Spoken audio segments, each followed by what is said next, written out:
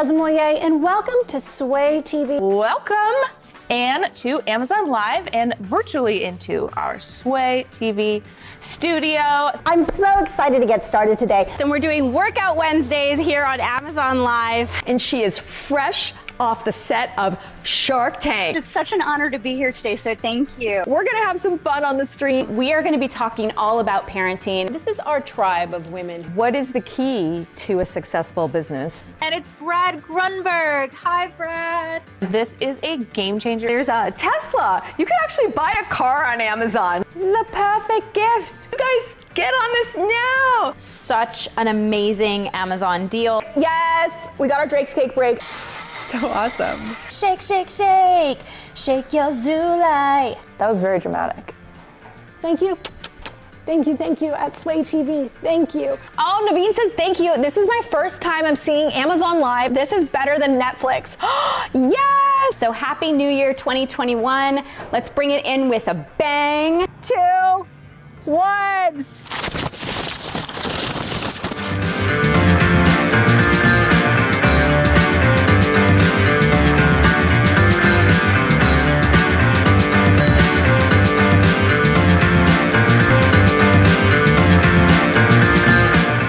So grateful for you guys and for Sway TV. We'll see you soon. Until then, let's sway. Let's sway. Let's sway. Let's sway. Let's sway. Let's sway. Let's sway. Let's sway. Let's sway. Let's sway. Let's sway. Hello, good morning, and welcome to the Art of Parenting on Sway TV on Amazon Live. Thank you so much for joining me.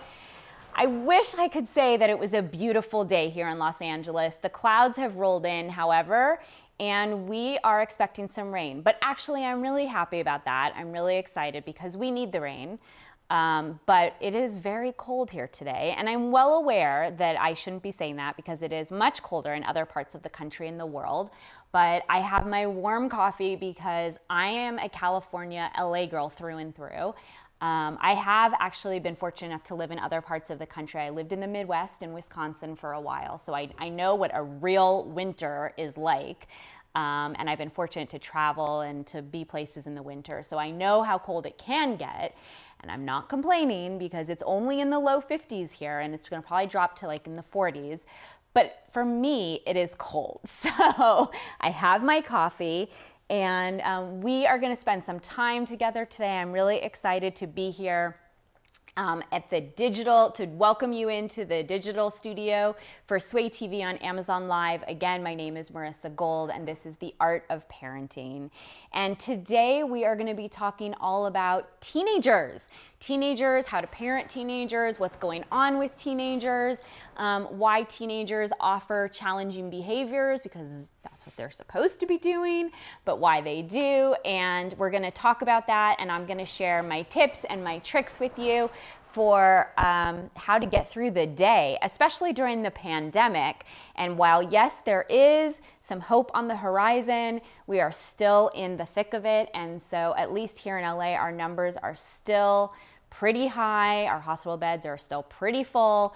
So we have to be careful, but there is so much that we can do to help ourselves and help our kids and everyone we know get through it. So that's what we're going to be talking about today. But before I get started, because it is the morning here, it's mid-morning here, and so I am not a morning person at all. So really, if you're like seeing me here before like 10:30 a.m., Pacific Standard Time, that means I had to get up early. I had to make sure my kids were ready to go because I had to leave them at home. They're old enough, don't worry, they're fine. They're on their Zoom school. They're doing what they need to be doing. But I had to leave them. I had to make sure they were set basically for the day. So I had to get up really early in order to get everything done. I have 2 dogs. I had to get them out. Just a lot to get done in the morning. So not to mention like, work emails, you know that it's like as a mom, and especially a working moms, but the job is never done. It's 24/7. It happens, it's just nonstop. So before we jump into teenagers, which I happen to have one of my own at home, but before we jump into that, I just wanted to share with you some of the things that I use to get my day started that really kind of help elevate my senses, start my day with intention, and think about how I want the day to be for me and for my family. And I think that that is really important, because if we don't actually just have like a thoughtful inner dialogue with ourselves in the beginning of the day, whenever you start your day, whether you started at 6 a.m. or 10 a.m., whenever you're getting, your alarm goes off in the morning, and I let my brain just wake up slowly, and I lie in bed and I think about what I want to accomplish that day, and I try to set an intention for the day, and I try to think about how I want to parent my kids. And then when I get up out of bed, there are actually certain things that I do that I think of them as elevating my senses and waking up my senses to the world around me. Because let's face it, waking up is not just about getting out of bed and putting one foot in front of the other and getting into the shower, but it's about really like our whole body being present and mindful in the moment so that we can approach each task during the day with intention. And that's what I really am trying to do so much. That is, for anyone who has been following with me since the beginning of this show, one of the things that's so important to me that I've been talking about is living with intention. And so this year I decided I was really going to focus on the intention of my every single day. And so I wake up and I have to do some things that are not necessarily for me first. So before I even get out of bed, I do spend a little bit of time thinking about myself. And most mornings, I actually try to write in a journal. And I will share with you the journal that I'm writing in right now, because I've never actually, I like to write freeform. I don't actually like to write with prompts. I like to do what I call a brain dump. And so right now I'm writing in a very different type of journal. I'm writing in this journal. This is the companion journal to Michelle Obama's book, Becoming, which if you haven't read, I so strongly encourage you to read it. I really loved it. And she narrates it if you listen to the Audible version, which is just incredible. I was really sad when it was done, and I highlighted passages so I could go back and listen. But this is the companion journal, and I really am loving it. There are incredible prompts in this journal. And so I'm not unfortunately able to do it every single morning, but I try a few mornings to take it out and write for really short, like 3 to 5 minutes. I dedicate to myself. That's my time. That's part of my self-care routine, which we've talked about, which we'll talk more about. It's so important as a parent, as a woman, as a mom, as a friend, as an adult, and kids as well, teenagers. But it's so important that we take care of ourselves and that we have this self-care. And so this is part of my self-care routine, right? So I start my day by writing in this journal, and then I get out of bed, and then I have to do some of the things I have to do, right? Like I have 2 dogs, I have to take care of my dogs. I have my kids when they're with me, because they go back and forth between my home and their dad's home. But when they're with me, I have to make sure that they're set up and ready to go with their Zoom. And then after that, once I know they are on Zoom and they're good to go, then I get to attend further to myself, and I get to make myself a cup of coffee, and I get to use, and I say get to use because I just love this mug. This is the Keep Cup. You can see this is what I'm holding. It is a reusable coffee cup. It is 16 ounces, which is the size of coffee that I like to drink. I make myself a latte every morning because I also have, I don't have a lot of fancy things in my kitchen. I'm going to be totally honest. I really don't. But there are a few things that we have gotten over the years, because they're things that I really, truly, they make me happy. And so if there are things that, I'm plain and simple, that's what it is. They make me happy. So if there are things that make you happy, even if you're going to spend a little bit more on them and you know you're going to really use them, it's so worth it. So I make a latte with my Nespresso maker. Here you go. Check it out. Oh. Come on, video. There we go.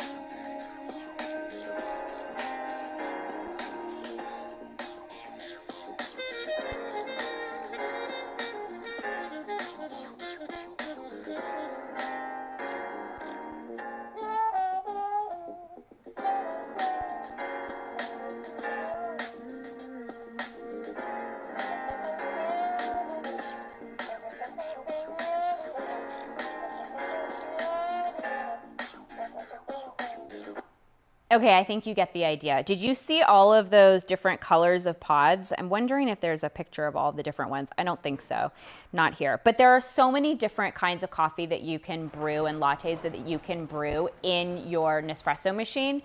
And I love it. There's even, so my kids actually, they have started drinking coffee, but it is decaf. And the pods come, here, I'm gonna just show you. They come in a package like this.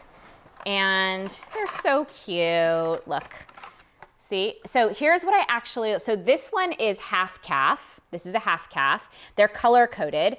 I drink the caffeinated, but I only have one a day. So I'm not like a total caffeine fiend. It helps me get going in the morning. They have decaf, they have regular caffeine, they have multiple strengths. And then they also have, what I use is they have a double shot pod.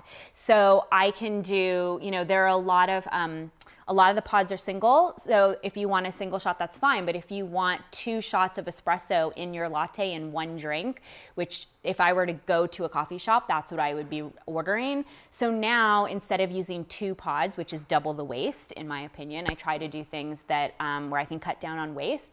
And so now they have a pod that it's so delicious. It's a double strength espresso. And so I make that. And I put it in my Keep cup, which I beyond love. And by the way, the Keep cup, the other thing that I want you to know about this is you can take the lid off and it is microwave safe.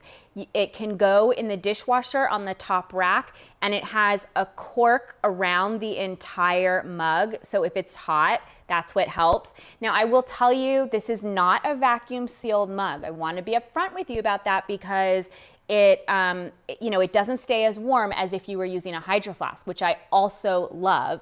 But when I'm home and when I'm sitting, if I'm not going out, I can easily, if I need to warm it up, I can stick it in the microwave. This is the cup that I use. I just love it. It's like very aesthetically pleasing. It's also ergonomically correct. It feels really good in my hands. And I actually like that it's warm and that I can feel the warmth, because on a day like today when it's cold, I want that. It feels so good. And then if you get the Nespresso machine, there are some that come with the frother included, but I have found that I actually like a separate one.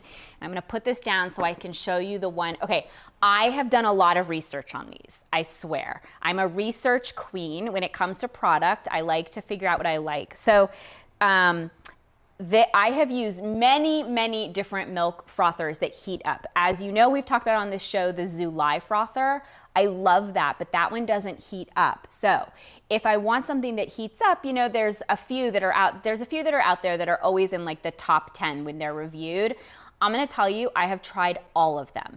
And this is the one I like the most. This is the Capresso Froth Max. What I love about this is there are 3 settings. You can froth your milk or your milk substitute cold, warm, or hot.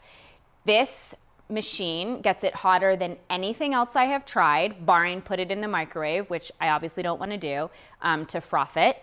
And I just really, the other thing that I love about this specific, the Capresso, is how easy it is to clean. So the other ones that I tried that I've had at the house, they're good too. I like them. It's not that I don't like them. They get good reviews. I like them. However, this one, the 2 things that I love about this is the hot temperature gauge gets my milk hotter than anything else I've ever tried. But the even better thing about this product is how easy it is to clean, and it can go in the dishwasher. The other frothers out there cannot go in your dishwasher because they cannot be submerged in water. And so they are incredibly hard to clean. If you put the milk or your milk substitute in and they heat it up, then in the bottom you get that like icky residue and you have to scrub at it. And I mean really scrub at it. So the beauty with the Capresso is that after I'm done, I just put a little bit of soap in it and I put some hot water and I let it just sit there for a few minutes, and then I dump it out and then I stick it right into my dishwasher. It could not be easier to clean. It's ready for me for when I want to use it again. I run my dishwasher about once a day because, as I'm sure you all do too, if you've got kids that are home, the sink is always full. It doesn't matter how often I wash dishes and how often I run the dishwasher. I feel like I constantly have a sink full of dishes. Sad but true. Sometimes they sit there a little longer than they should. I will admit that. But this is so easy to clean. I highly, highly encourage you to use it. So this is how I get my day going with my coffee. And I only have one a day, so I want it to be really good, right? Like if I'm gonna only have one a day, it better be worth it. And then the other thing that I do as part of my getting ready, and I mean, I guess you could call it my beauty routine, but come on, if you know me, I don't have much of a beauty routine. I actually am not a fan of wearing makeup. I don't wear makeup. I mean, I don't even put lipstick on. Most days, my beauty routine consists of washing my face, putting moisturizer on because moisturizer is very important. I do strongly believe in moisturizer, putting chapstick on my lips and then going. So, you know, once in a while I vary that a little bit. And obviously if I come on here, then yes, I have to put on a little bit of makeup. But one of the things that I have implemented into my routine in the morning is when I'm done with all of that, I do like to do something to heighten my sense of smell and to really jumpstart that part of my brain. And so what I do now, and I took these from my kids. Shh, don't tell them. But I bought them for them. So I decided I could do that, right? So I love using the Mario Badescu facial sprays. There's 4 of them. You can check this out. And then I'm going to model for you because I want to put it on. It smells so good. And I haven't done it yet because I figured I would do it with you.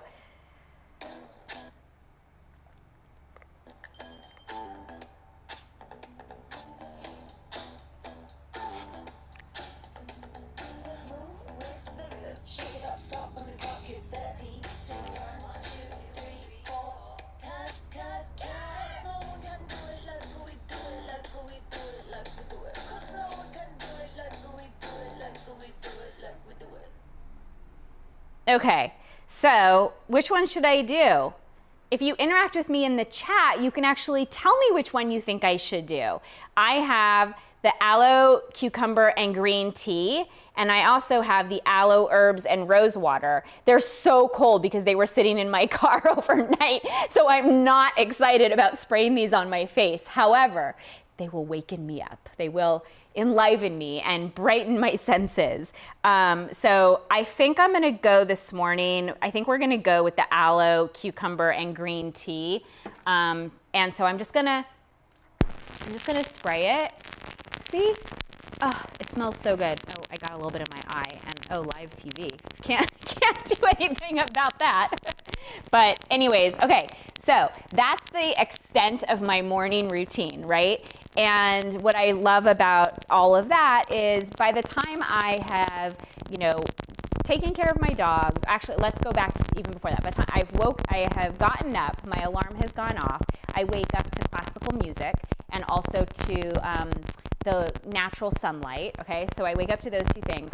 Then I try to spend some time writing in my journal, and then I get up and, oh, okay. So apparently I got some on the mic, and there's this mic, okay. Okay. My producer is saying I got some. See, that's what happens when you're on live TV, and then you just have to go with it and figure it out. Okay, is that better? Okay, hopefully that's better. Okay, so I wake up, I spend some time just thinking about my day, setting my day with intention, writing in my journal. Then I get up, I attend to my dogs who actually, believe it or not, I have to attend to them even before my girls because they have to go out and they cannot wait. So either I'm cleaning up a mess in my house or I'm letting them outside. So I take them outside, bring them back inside, change their water, make sure my girls are up. They usually are, not usually, every day they are up on their own. I will say that is something that we started a long time ago, telling them that they had to set their alarm and be responsible for getting themselves up out of bed. They have to make their bed. And even now with the pandemic, they make their bed, they get up, they get breakfast on their own. And then at that point, it's about that point where I check in with them and make sure that they are at their computers, ready to go a few minutes before 9, which is when their online Zoom classes start. and that they have everything that they need, because they're not going to have a break then for about an hour and a half, and that's the next point that I would talk to them or help them make sure they have anything that they need, right?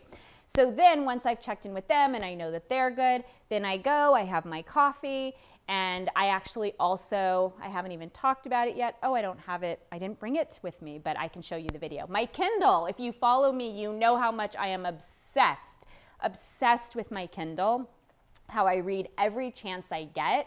How I'm so sad that my kids are not born readers, but they're becoming better. They're getting better, and they go to a school that really encourages reading, which is actually one of the reasons why we picked that school. So I'm super excited about that. And we are going to actually have a show that is dedicated entirely to raising readers and building out your kids' book libraries, because I am such a proponent of being a reader from an early age and the things that we can do to encourage that. So anyway, so in the morning I will have my coffee. If I have the time and I can give myself some extra time, I'll read on my Kindle, and then I go and I get ready. And part of my my get ready routine is the last thing that I do is I like to spray these Mario Badescu sprays. Okay, then I'm ready for the day. I have set my day with intention. I can get to work. I can be the mom that I want to be, the mom that I know I can be, the mom that is hard to be. It is really hard to be a parent 24/7. My kids, my girls might say that it is even harder to be a teenager in the pandemic. And so that is what we are going to be talking about today. If you are just joining me, I want to thank you so much for joining me on Sway TV on Amazon Live. I am Marissa Gold. This is The Art of Parenting. We are a weekly talk show where we talk all things parenting. It's different. We do a different topic. We bring on guests and interviews, and I'm building out lots of shows. If you have questions about teenagers, you can write to me in the chat. If you have questions about anything really with parenting, you can write to me in the chat, interact with me. I would love to have your questions. And while you're watching the show and we're talking about being a parent and teenagers, I like to share with you not just tips and tricks, but also the products that we use in our home, and also products that I know that other people use that they love and that they really stand by. We stand by all the products that we talk about on this show. I will never try and sell you anything that I don't love myself, okay? That is a promise that I can give you. And so what you can do is while we're talking, you can shop the show, you can check out the products, you can hang with us and do some shopping at the same time and drink your coffee. I mean, what could be better than this? You get some good information, you drink your coffee, we get to hang out together, you get to do a little bit of shopping. I mean, come on, what could be better than that, right? Okay, so let's jump into teenagers. Okay, I'm gonna take a quick sip of my coffee before I jump into teenagers. I need to like build my mental strength. Okay, I'm ready to go. So here's the thing about teenagers. I want to take a step back for a second, and I want to talk about what is it that we know that are the necessary characteristics to create and make a happy, healthy, mentally healthy, socially happy, behaviorally productive, and emotionally intelligent adult human being, okay? If we look at these four buckets, behavioral, socially, emotionally, and physically, what are the attributes that we need to instill within our children so that they can become a healthy adult? And quite frankly, what are the things that we hope that we have so that we are healthy adults from a behavioral, social, emotional, and physical perspective, from those four different areas? Well, believe it or not, this is not just my opinion, although I wish I could claim credit for this. There have been lots of studies that have been done that actually have taught us what those characteristics are, okay? So here's the first one, our ability to self-soothe and self-regulate. What does that mean? Well, to self-soothe means to calm ourselves down, to do it on our own. So when we get emotionally triggered, how are we able to bring ourselves down? What skill set do we have? Well, I've talked about it. I like to have my cup of coffee and think about it. I like to write in my journal. I like to read my Kindle. I like to go for a hike. I like to go for a bike ride. I like to be outside. I know, because I'm an adult, that those are things that I like to do, and that those are things that help me to self-soothe and regulate what's going on inside of my brain and my body when I get into an emotionally charged situation. So that's the first one, the ability to self-soothe and regulate. The next is the ability to delay gratification. Okay, the ability to delay gratification. This is something that we actually really see teens struggle with. They are so impulsive. We're going to talk about this in a little bit, but teens are impulsive. Children are impulsive. That has to do with the brain and how the brain wires up. They're not supposed to be able to delay gratification quite yet. However, we know that we need to get them to that place later on. And because we know that that is one of the skills that we need to be successful and happy, healthy human beings, adult human beings, that is something that we focus on in the early childhood and teen years as something that we need to teach them how to do. The next is emotional awareness and empathy. Now, I am sure you have heard of this term of EQ, right? Emotional intelligence. This has been a trending topic, a hot topic for many years now. When I first got into the parenting business about 12 years ago, it was just starting to take hold, but now I feel like everyone knows EQ. If you say the term EQ or you say emotional intelligence, most people know what they're talking about. Most people know what you're talking about if you say EQ, right? So the ability to have emotional intelligence internally to understand your own emotions, and I would actually argue that equally important is to understand and to be able to read the room around you and the people that you're with and understand their emotions and what they're going through, because then you can relate better to each other. Now, I will tell you something. I know quite a few people, adults included, where their emotional EQ could be better. Shh. Okay, we won't go into that. The next principle that we know that as part of this recipe for successful and happy, healthy adults is understanding right versus wrong, okay? That is our value system. That is not something that we get overnight. It is not something that we are just given, that we blindly accept. That is something that develops over time. The next one is to be ethical, right? It builds on our value system, but being ethical.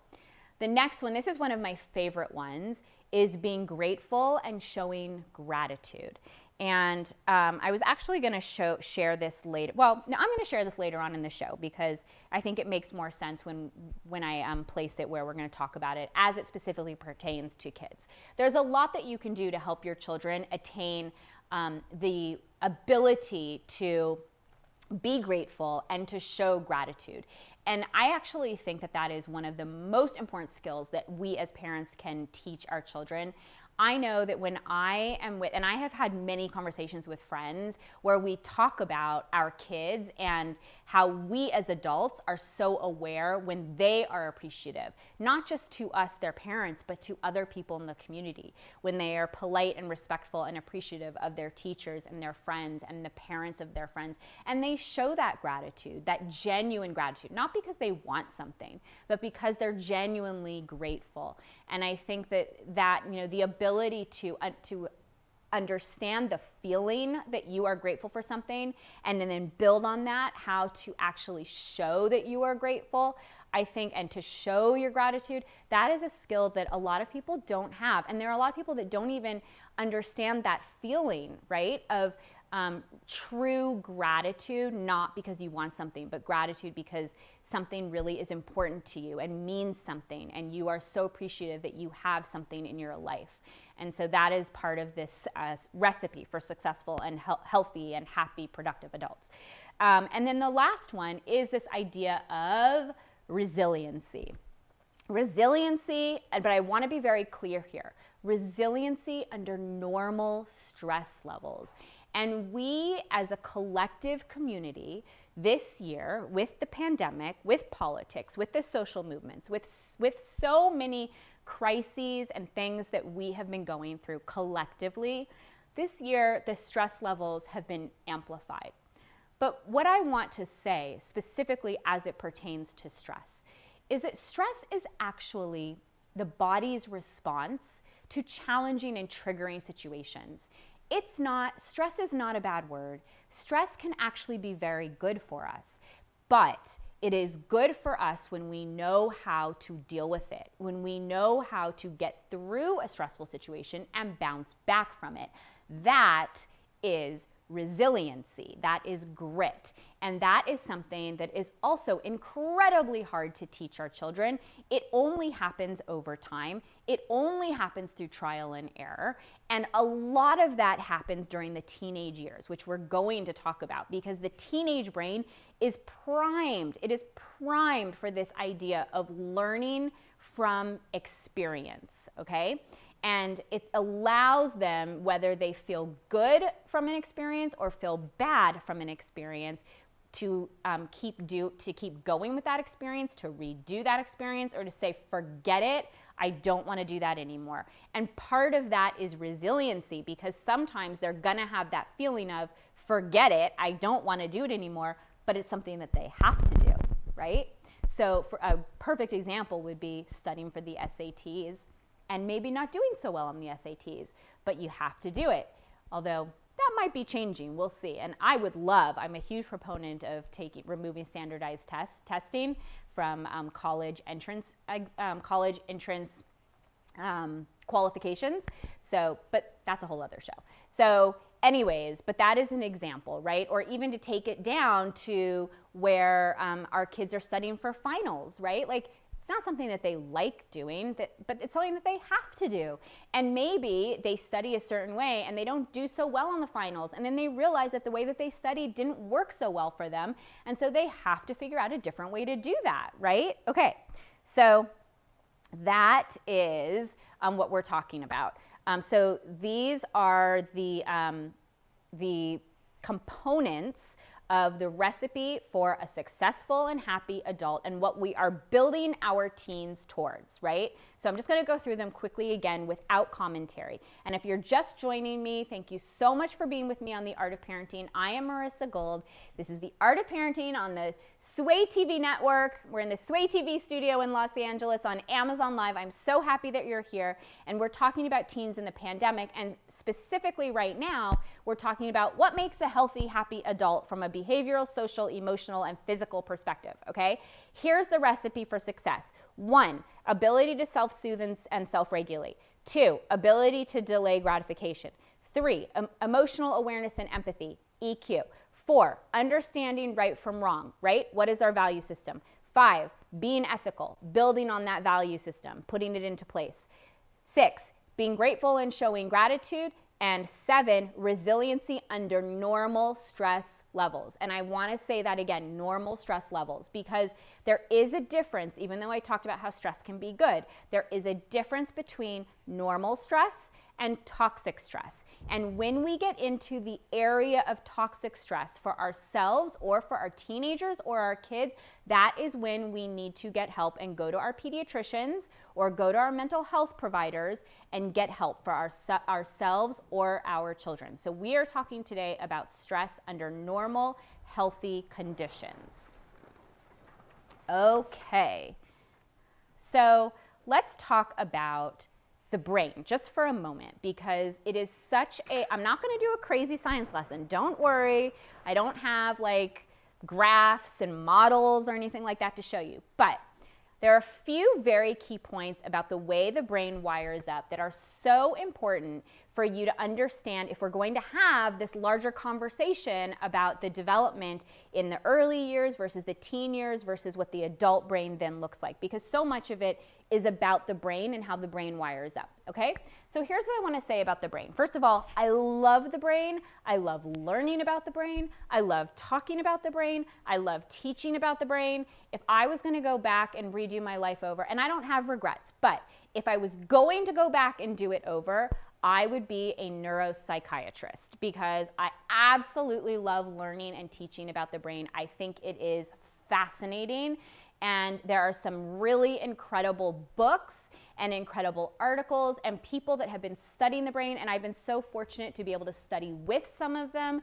And I just love learning and teaching about the brain. So, okay, so here's the coolest thing about the brain, in my humble opinion.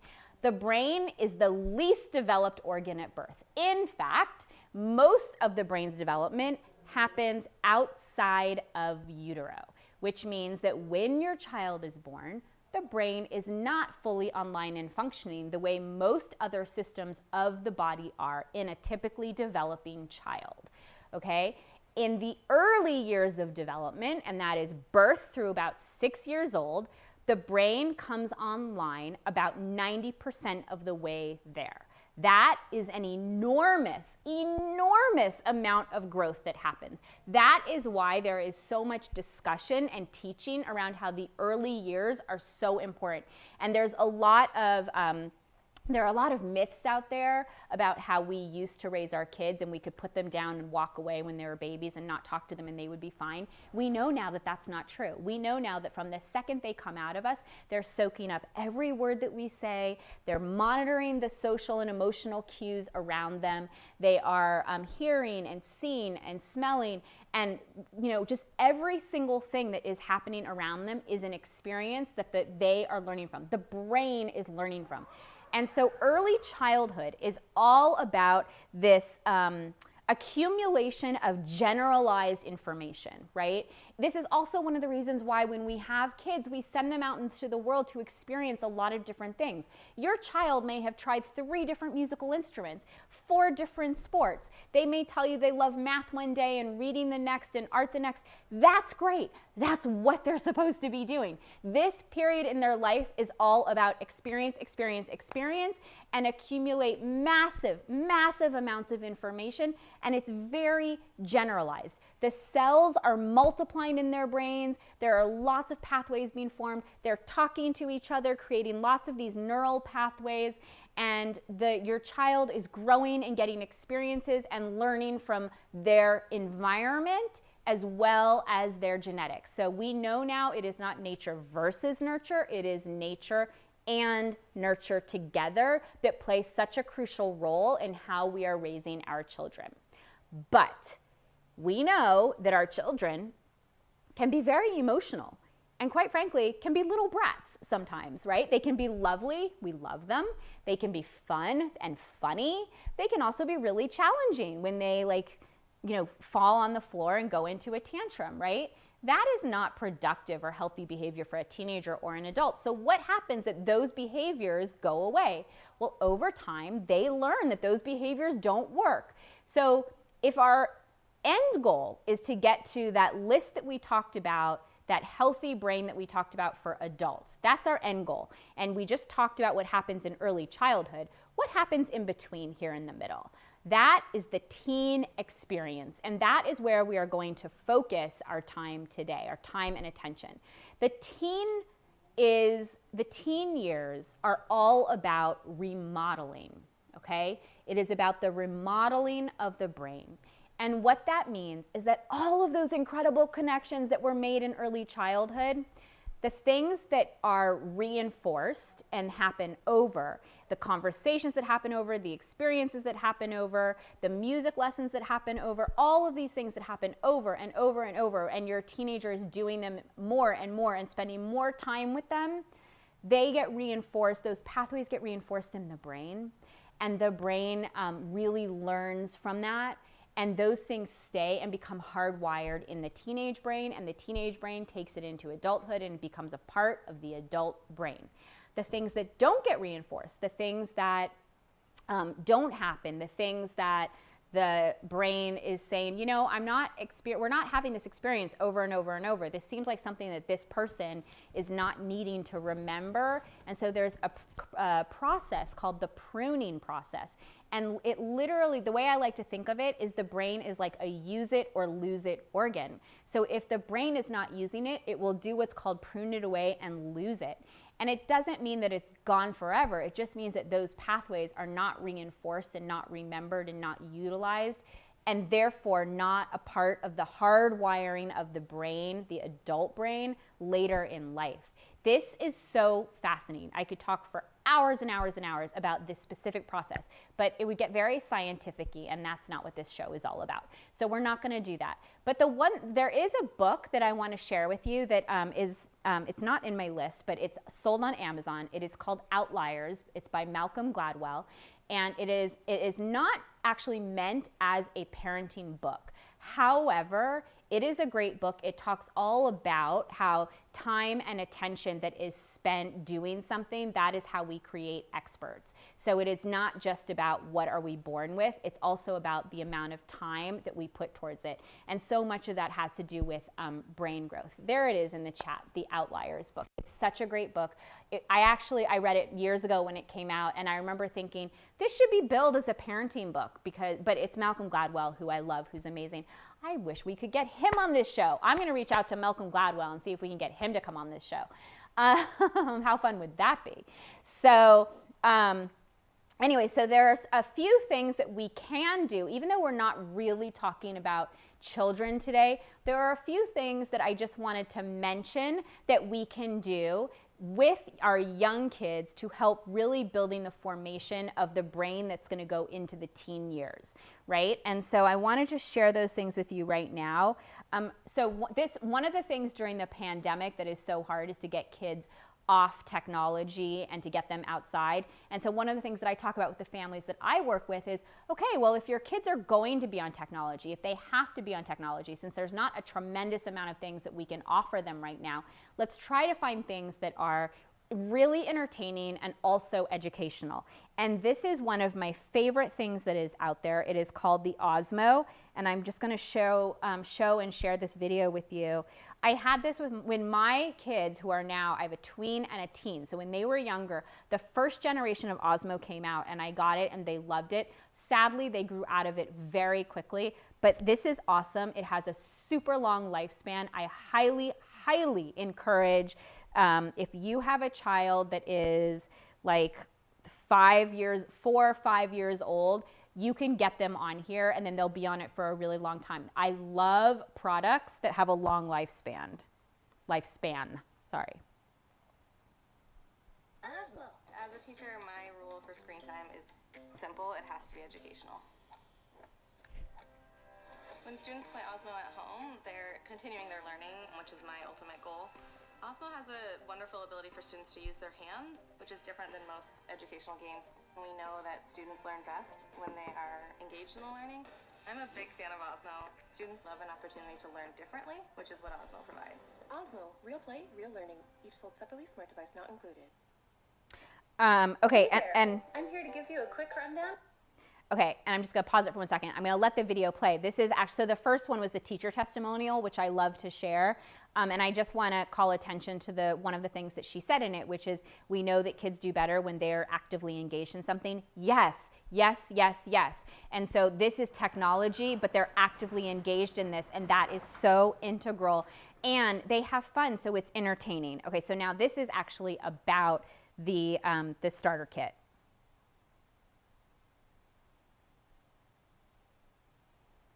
Down on the Osmo Genius Starter Kit. If you're looking for something for kids ages 6 to 10, this is a great place to start. It comes with everything your tablet needs to get into the Osmo learning system. It comes with 5 fantastic learning games and the Osmo base, which is required for play. Place your compatible tablet in the base with the red reflector on top, and you're ready to start a game. The red reflector allows your tablet's camera to scan the table and see what kids work on and create. I'm going to start with numbers.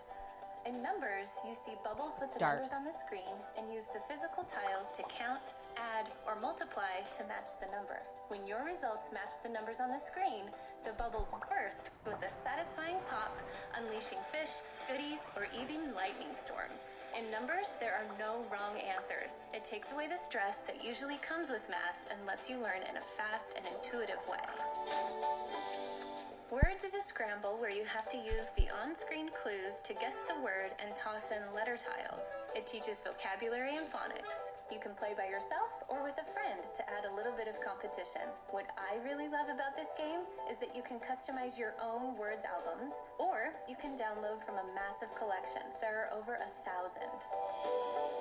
Newton is a Okay, so I stopped it because I think you get the idea. But here's what I want to say about this. I am always talking to parents about how to get our kids off technology, how to monitor technology. I have parents that are talking to me about how they're worried about the tech time that their kids have.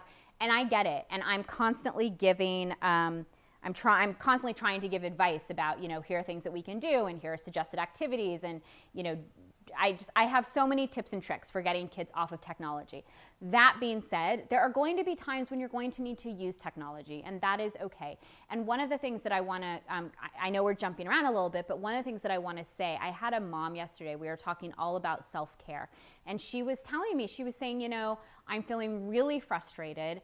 I am feeling like my child is not listening, and I'm constantly having to be on top of them, and I'm getting frustrated and I'm angry, and I don't like that. That's not who I am. It's not the mom I want to be, but I feel like I can't, you know, she was saying, I feel like I need some time to myself, but I'm just not getting it. And I said to her, use technology. Like, this is when I want you to use it, right? So it is okay. Yes, there are absolutely guidelines that have been put out. Any doctor will tell you there's a lot of research around what is and is not the appropriate amounts of time for technology. But you know what, guys? You know what, moms and dads? We are living through an unprecedented time in our lives. And that means that some things need to change a little bit. And so if you need an extra 20 minutes or 30 minutes in your day because you need to go sit by yourself and read or listen to music or have a good cry or talk on the phone or send an email, whatever, and it's self-care, do it. And my suggestion is engage your child before you do that in something that will keep them busy so that they don't interrupt you and you get time to yourself. This is one of those things. I love Osmo for this reason. And like I said, there are not that many times when I'm going to say, here's a technology thing that I want you to actually give to your kids and tell them to get on. But this is one of those things that I actually think is really, can be very beneficial and helpful. And your kids will love it because it's engaging. Okay, this is the other thing that I want to, there are two more things I want to share with you for kids to help to prep their brain. This is a book series, and a shout out goes to my sister-in-law who actually introduced me to this, and she told me that this was also on Oprah's like must-have gift list. So I think that I'm in good company, or she's in good company. Either way, we're all in good company. But it's an awesome book series. And what I love about this is that these books are they are meant and written for children, but equally engaging for older kids, teenagers, and adults alike. I read one of these books with my niece, who is young, about, I'm not going to give personal information away, so we're going to say in the 6 to 8 range. And she was engaged in the book and engaged in a conversation with me and asking questions. And what I love so much about this book series is there are so many different books. Again, I've said many times, I'm a huge proponent of building out book libraries for your kids. And this series, it has everything. So here's another one, and we talked about this before, but a book all about gratitude. Right? I mean, that's amazing. And here's a book all about belonging. So these are, I mean, I think these are just so important to have and as a part of your children's book library. And they also, here's another one that I want to show. It just disappeared. Where'd it go? Here we go. So this is, you know, how many kids are dealing with this right now? A kid's book about bullying, right? There are so many books in this series. There is a book about white privilege, which I read with my kids. My kids are older, because it was a great way to have an organic conversation that really made sense and that was very approachable. And then, of course, we were able to have an organic conversation off of that. So I love that book series. I'm a huge proponent of creating a book library for your kids, even if they're not massive readers or big readers. Even if they don't love to read, this is so important to create a book library for them. There was a study that was done years ago. I actually read this study before I had kids, so we're years ago. But basically it said that if you want to raise a reader, there's one thing that they know can almost solidify that you will raise a reader, whether or not they actually like to read, and that is to surround them with books. So from the time my kids were babies, they had between 30 and 100 books in their room at any given time. And, you know, like I said before in this show, and I've said before on other shows, neither one of them are naturally, are naturally driven to read for pleasure. They read for school, of course, but they're not unlike me, where any chance you give me, I will read. That is my escape. That is not them. It's not a lot of kids, to be totally honest. There are not a lot of kids that will just sit down with a book and chill, right? But one of the things that we know is that if you surround your kids with books, it will come in time. And I will tell you something, I was not a massive reader when I was a kid either. I mean, I did read probably more than the average kid my age or friend, but not a lot. I had friends that read a lot more than me. Okay, so, and then the other thing that I want to share with you that helps to prep the kid brain into the teen years is this idea. I'm a huge proponent of teaching our children mindfulness. And if you remember, we talked about the ability to self-soothe and to have that skill set. And one of the things one of the ways that we get that is to really understand this idea of mindfulness. And mindfulness is to really be in the present. And I will actually quote, about a week and a half ago, I had Liron Hirschkorn on the show, and he said something that I have really been thinking about, and I just think it is such a good point. He said, and he actually was quoting someone else, and I've got to ask him who he was quoting, but he said that you should always, where your feet are is where your mind should be. And I'm paraphrasing, that's not exactly what the quote is, but that's the idea of the quote. And since he said it, I have been so intentional about where my feet are is where I want my mind to be. And yes, we can think about the past, and yes, we can plan for the future, but really to be productive, healthy, happy, we need to be mindful. And that, to be mindful, to be able to stay in the moment, that is really hard, especially when we live the way we live today, where we're constantly on the go. Kids today have very limited attention spans, a lot of that having to do with technology. And obviously right now we're not doing lots of running around because of the pandemic, but in, pre-pandemic times, and when we do at some point get back to normal 2.0, a lot of us will probably get back into routines from before, where we were running around and going from school to activity to, just all the different things that we have in our life. And so it's really important to teach this idea of mindfulness to our children from a young age, because if they understand it, then they can practice it, and that is a skill that will take them leaps and bounds into their life with EQ, with the ability to self-regulate, etc. So this is a book, and props go out to the pediatrician that I take my kids to. She actually shared this book with me years ago, and I loved it then. I love it now. I use it in my practice now with the families that I work with. This book is called Sitting Still Like a Frog. It introduces the basics of mindfulness to children in a really, really easy to understand and also really playful and entertaining, fun way, which for kids, that's the way you get buy-in for them, right? It guides them through like a cultivation of presence. So it really teaches them about presence of mind, the presence of their heart, the presence of their body, like literally and figuratively. And the thing about it is, like, this is something that we're all capable of. We're all capable of learning this. We're all capable of learning how to quiet our mind. But it's a skill. It's a skill. And a lot of us don't know how to do that. A lot of us have that little voice, that inner dialogue voice going 24/7 when we're awake. So, and it's really important to have, to be able to quiet our brain during awake hours and calm ourselves down. Okay, so I just spent a few minutes talking about things that we can get for kids to prep them to go into the teenage years. So now I want to go back to what we were talking about with the brain, which is that in the teen years, the brain is remodeling itself, right? And as I said before, it's a use it or lose it model. So if you are trying to instill certain values and morals and things into your kids, they have to be experiencing it over and over. They have to be hearing it over and over. They have to be seeing it over and over and over. If they don't see it, experience it, hear it, feel it, have it going on, and have them being immersed in it over and over and over, the brain will prune it away. Okay, and we want the brain to prune away the stuff that's not so great, but we want to reinforce the stuff that is great, that we want them, the skill set we want them to take into their life.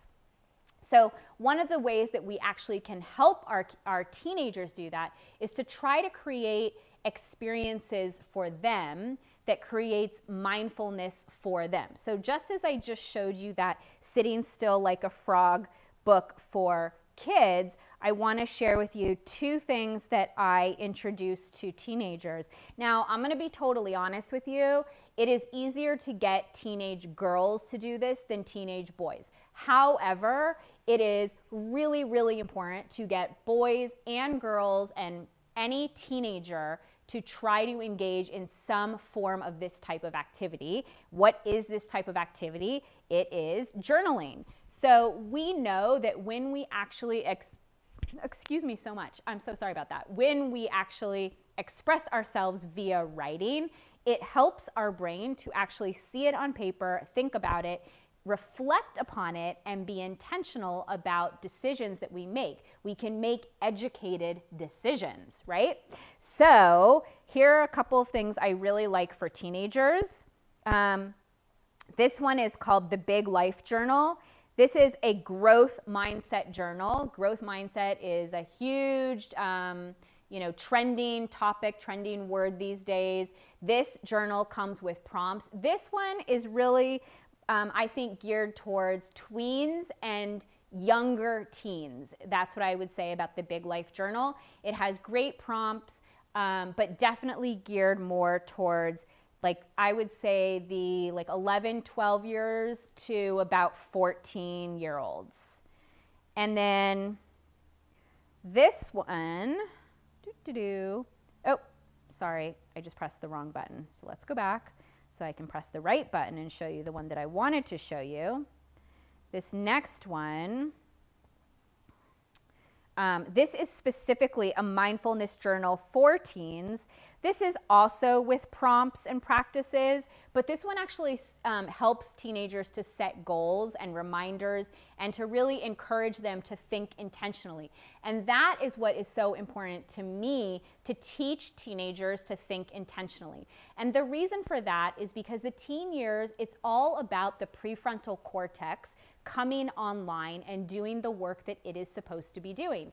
The prefrontal cortex is the part of the brain, it comes online last, okay? Again, I don't want to get too sciencey with you guys right now, but the way that the brain wires up is it wires up from the bottom to the top and from the back to the front. The prefrontal cortex is up here, so that is the last part of the brain to come online. That part of the brain is coming online throughout the teenage and early adult years. And in fact, we know that the brain is not done really wiring up until our children, our teenagers, we are in our mid-20s, about 24 to 26 years old. That's a really long time. That's why sometimes when our teenagers are doing things and we're like, how could they do that? It's genuinely because the part of the brain that is responsible for long-range planning, judgment, impulse control, delayed gratification, organizing, strategizing, and empathy, okay? All of those things that make us human beings, adult human beings, not online until last. It is the last part of the brain to come online.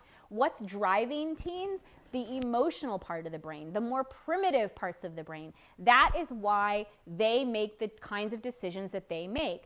So the reason why I like the idea of giving your teenager a journal with prompts, a journal that focuses on mindfulness, a journal that focuses on the big picture, it actually is, it's literally calling on the prefrontal cortex of their brain to think about things intentionally and to write about them. And that elevates the senses and it gets your teenage kids to engage in the thought process and to reflect on it and to think about the future while being mindful and understanding what's going on in the present.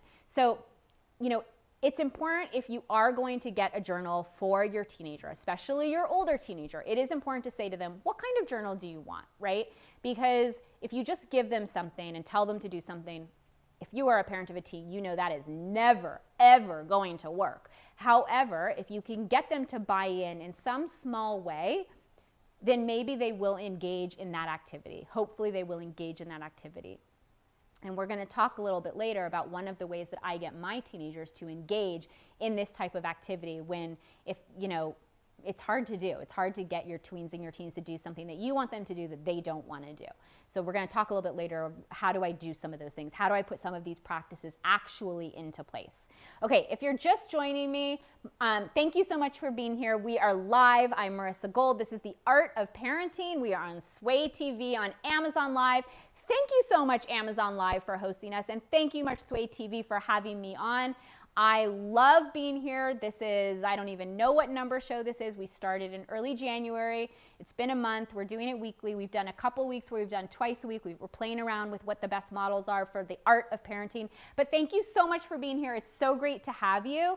And we are talking about teenagers, and I'm sharing with you my tips and my tricks and things that I really love to help raise conscious, mindful, happy, healthy, productive teenagers.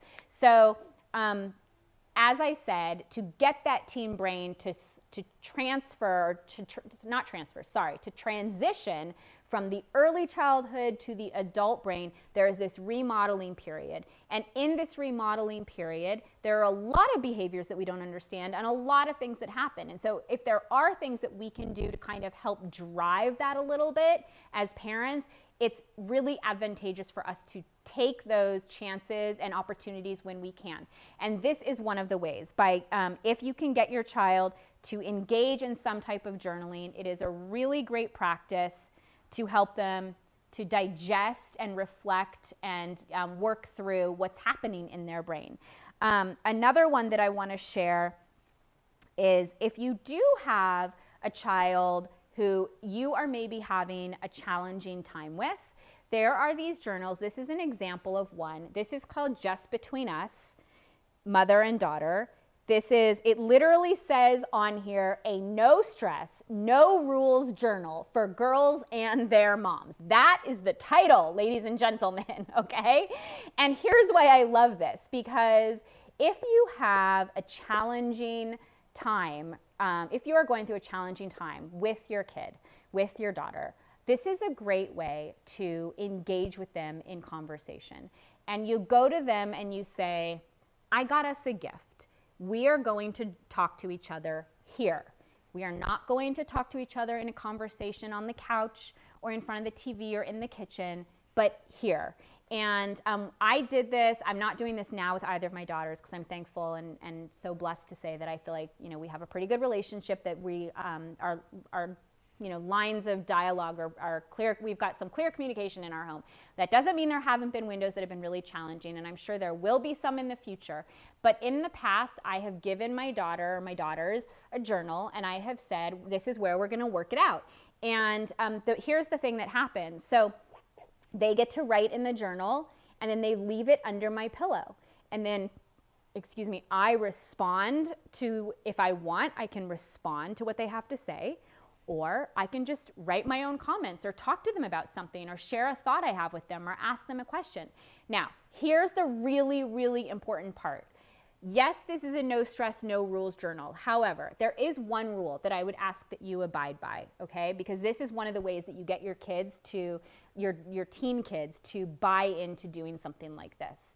You tell them that no matter what you guys talk about and write about in this journal, it stays in the journal. You will never bring it up outside of the journal. So they don't need to worry that at dinner in front of dad or in front of a sibling or in front of a friend, you're going to say, hey, remember when you asked me that question? Or, oh, I want to comment on. No. That is not the time. You don't ever bring up something that could be embarrassing to your kid in front of other people. You keep it in the journal, moms and dads, keep it in the journal. Okay, and this is a journal for moms and daughters, but there are some great ones for moms and sons, for dads and daughters, dads and sons. They have on Amazon, they have all different kinds. I will add them to my list so that regardless of what the relationship is, you have an option to get a journal that I recommend, that I endorse. Because like I said, if you can get your kids to do some journaling, it's really beneficial.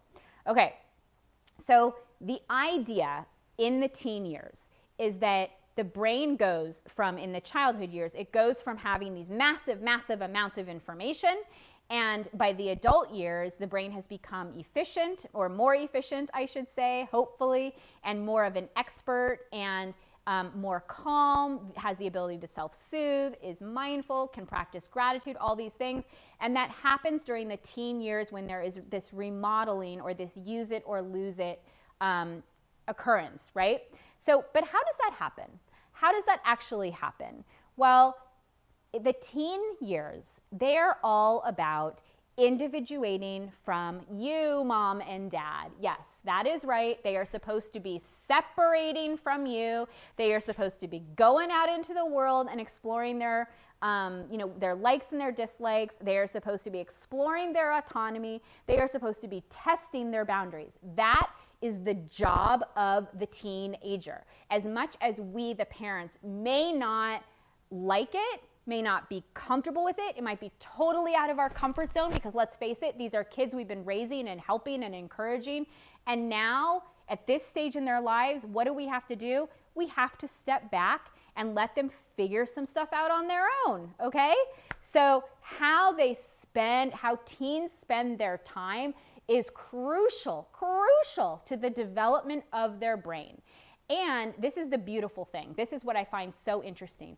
Every single brain out there develops differently and uniquely to that individual based on that individual's activities. I will say that again because it is such an important point and I really cannot underscore it enough, and I want parents of teenagers to understand this. Every single brain that is out there. So if you have 4 kids, you've got 4 different teen brains you're dealing with. Every single one is going to develop in a different and unique way based on their own experiences in their teen years and their own brain's ways of pruning the experiences away or facilitating and reinforcing the things that the brain is using over and over and over. So for that reason, and because the brain, the prefrontal cortex is coming online, we want to be really clear.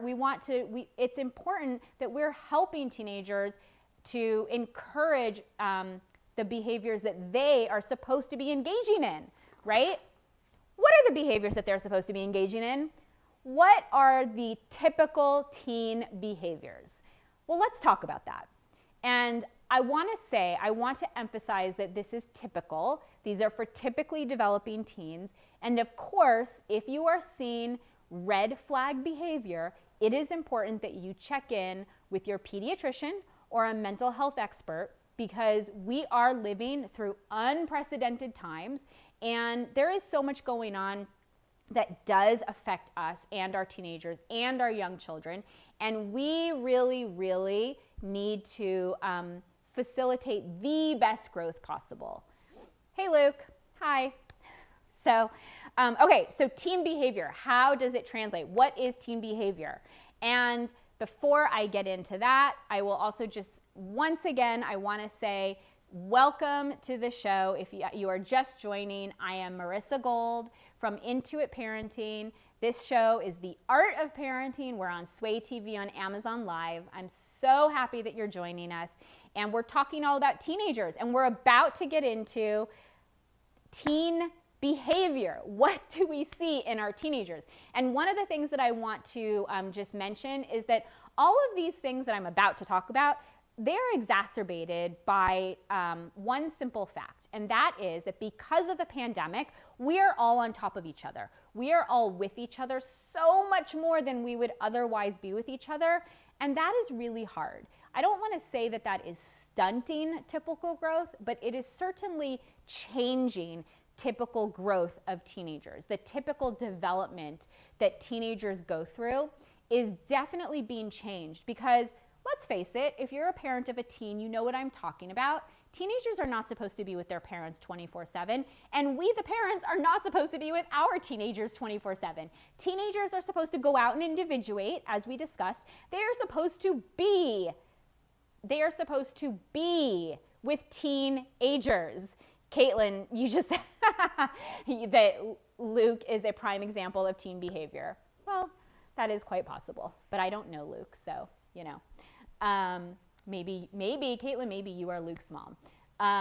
Anyways, so it is important to remember that what they are doing is normal. So what are they doing? Well, teenagers, because of the brain, because the teen brain is primed for experience, because the prefrontal cortex is not online.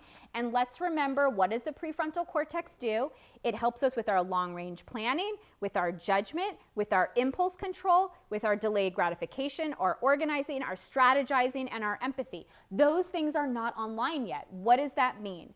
That means that when our teens have impulsive thoughts, when they are naturally predisposed to reward-seeking behaviors, meaning they are taking more risks and choosing very high-risk activities, all normal, very, very normal. They express stronger emotions much more frequently. They're more emotional, and their emotions go up and down like this. And here's a common misconception that I want to be very clear about, and I would really like to, I wish I could just change this, because parents say to me all the time, oh, my kid is so hormonal, they're so moody. Yes, the emotions are true, they are there, but it's not entirely based on their hormones. There is a part of it that is that, but it is because of what is happening in their brain. It's really about the brain, the different parts of their brain talking to each other, and how they are really, so many of their decisions are being led and controlled by the emotional centers of their brain, and the prefrontal cortex that gives them the ability to self-soothe and reflect and think about long-term planning and think, is this a good idea or not, and to control impulsivity, right? That's not online. So it's not just about hormones. It's really about the brain. And has the brain reached full capacity? No, it hasn't. And so that's why we see these teen behaviors, okay? The impulsive decisions, the risk-taking behavior, the emotional highs and lows, communication breakdowns. We see so many communication breakdowns between teens and their parents. Part of that is because we, as the parents, we activate the wrong part of their brain by something that we say, and they put up a defense, a defensive wall, and a situation will start to escalate. This is them. We say something, it escalates. Then it escalates even more and more and more and more. And before you know it, it's become this massive communication breakdown. And they've probably slammed the door in your face or yelled at you or said they want to be in a different house. They don't really mean that, but that's what is happening on the outside because of the brain. So because you as the parent activated the emotional part of their brain instead of trying to engage with the prefrontal or the human thinking part of their brain. If you are able to engage with the prefrontal cortex, you can de-escalate the situation, okay? Laziness, this idea of laziness in teenagers. Okay, I'm gonna say laziness. Here's why. It is not laziness, moms and dads. I know so many of you, myself included, I'm gonna be totally honest, myself included, we complain about the fact that our kids stay up until midnight or 1 or even 2 or even 3 in the morning. Oy. It's true though, right? And then like basically sleep the day away. It's like the craziest thing ever. I can't tell you, I mean, sometimes, I'll walk into my 15-year-old's room and it's noon. Now, granted, it's the weekend, but come on. I mean, I like to sleep in too, don't get me wrong, but I'll get up around like 9:30, 10, whereas, she would sleep, I think, if we would let her, I think she would sleep some days until like 1 or 2. Most of the time, if she has the ability to sleep in, she will sleep until about 11:30, sometime between 11 and noon. But here's what I want to say about that. The reason why I said laziness is because it's not laziness. And I want to dispel that myth right now. Teenagers are not lazy, like their sleeping is not lazy. There might be other times when they're lazy. Teens can be lazy. They cannot be engaged in work. They cannot want to do their chores. There can be other areas of their life where they're lazy. But when it comes to sleep, it is actually completely biological.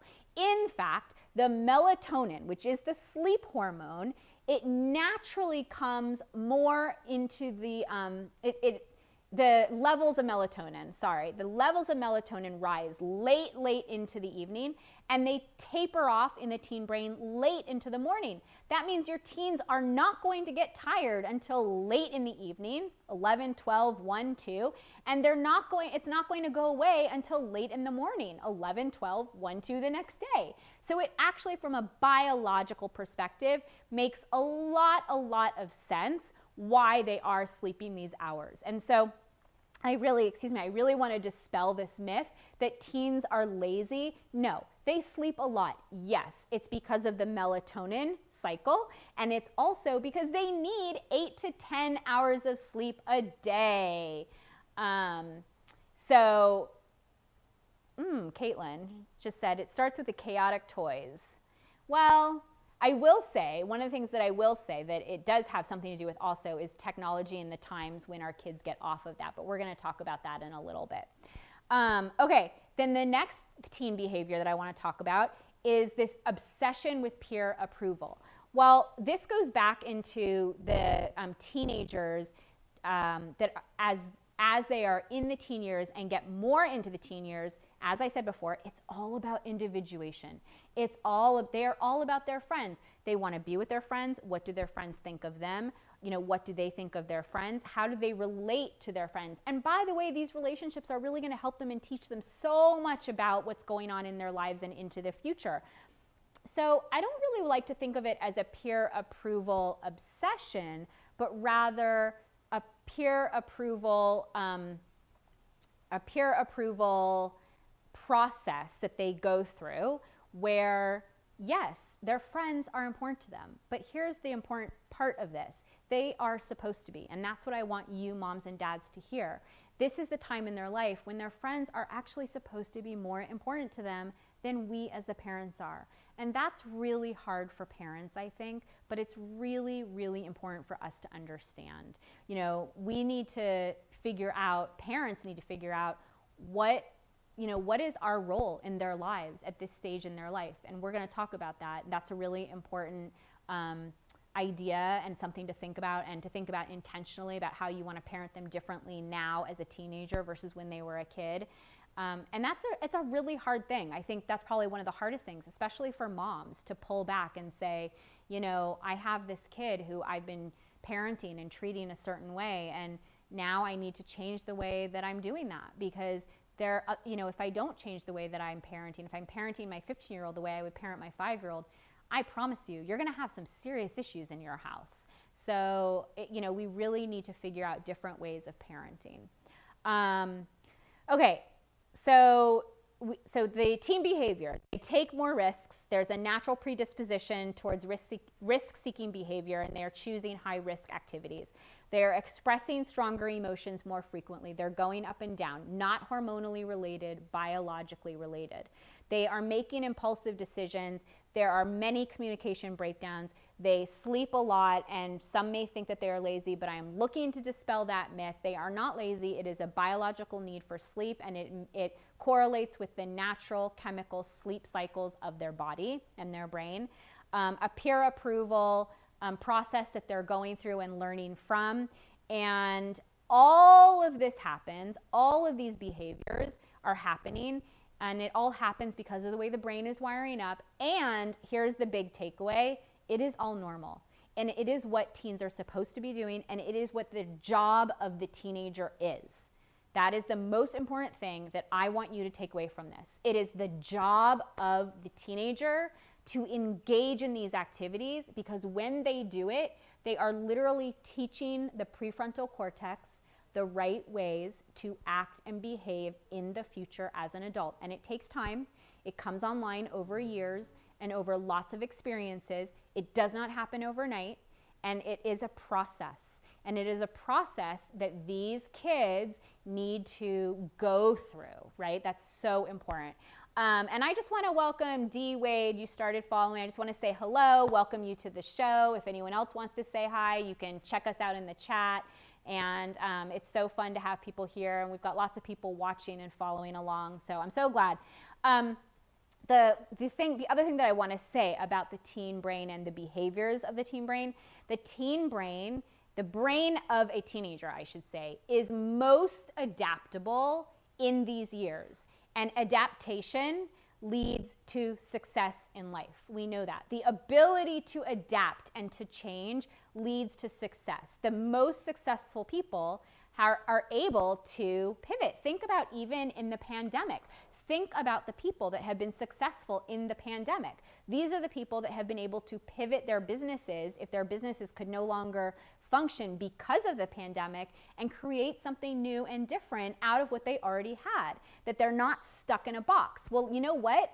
Adults, for you adults that are listening, it's really hard to pivot, right? Change is not great.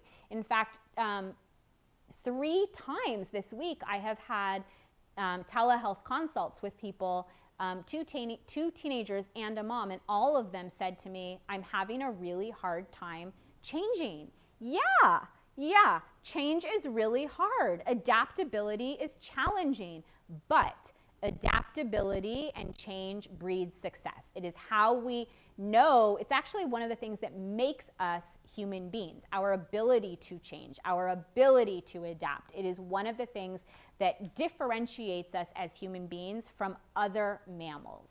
Okay, so let's talk about the areas of life that if as parents we are going to retain a sense of, I don't want to use the word control. I don't like to think about control between parent and teenagers. I like to think of it as guidance or scaffolding, because if you think about it that way, then your teenagers will hopefully also think about it that way and know that you're not there to tell them what to do, but you're there to guide them when they want the guidance, okay? And that's so important. That second part is so important.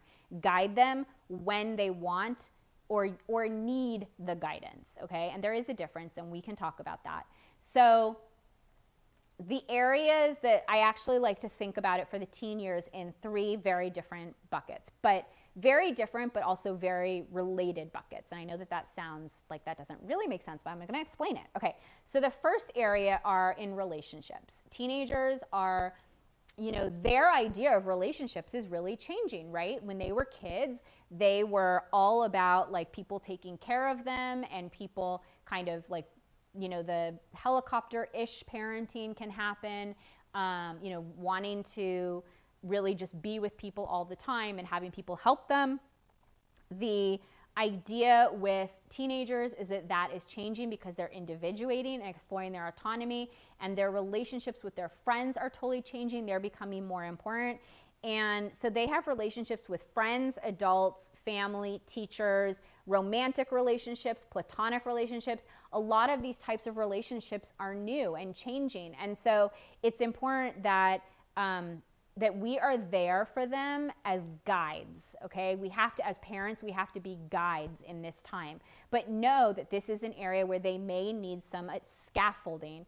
Specifically, some areas, you know, setting and maintaining expectations, as well as how do we help them understand, you know, to be social online versus offline, and to be really good digital consumers. One of the things that I see a lot with teenagers is that they gather their information in ways that are not necessarily the best way to get it. So either they get it from friends or they get it from social media. And the reality is that both of those places are probably not 100% true, and 100% the best way is to be getting the information if they're looking for really important information. It's one thing if you're getting like secondhand source information and you're just trying to get like opinions and feedback, and that's different than wanting and needing firsthand information about something that you really want the knowledge of.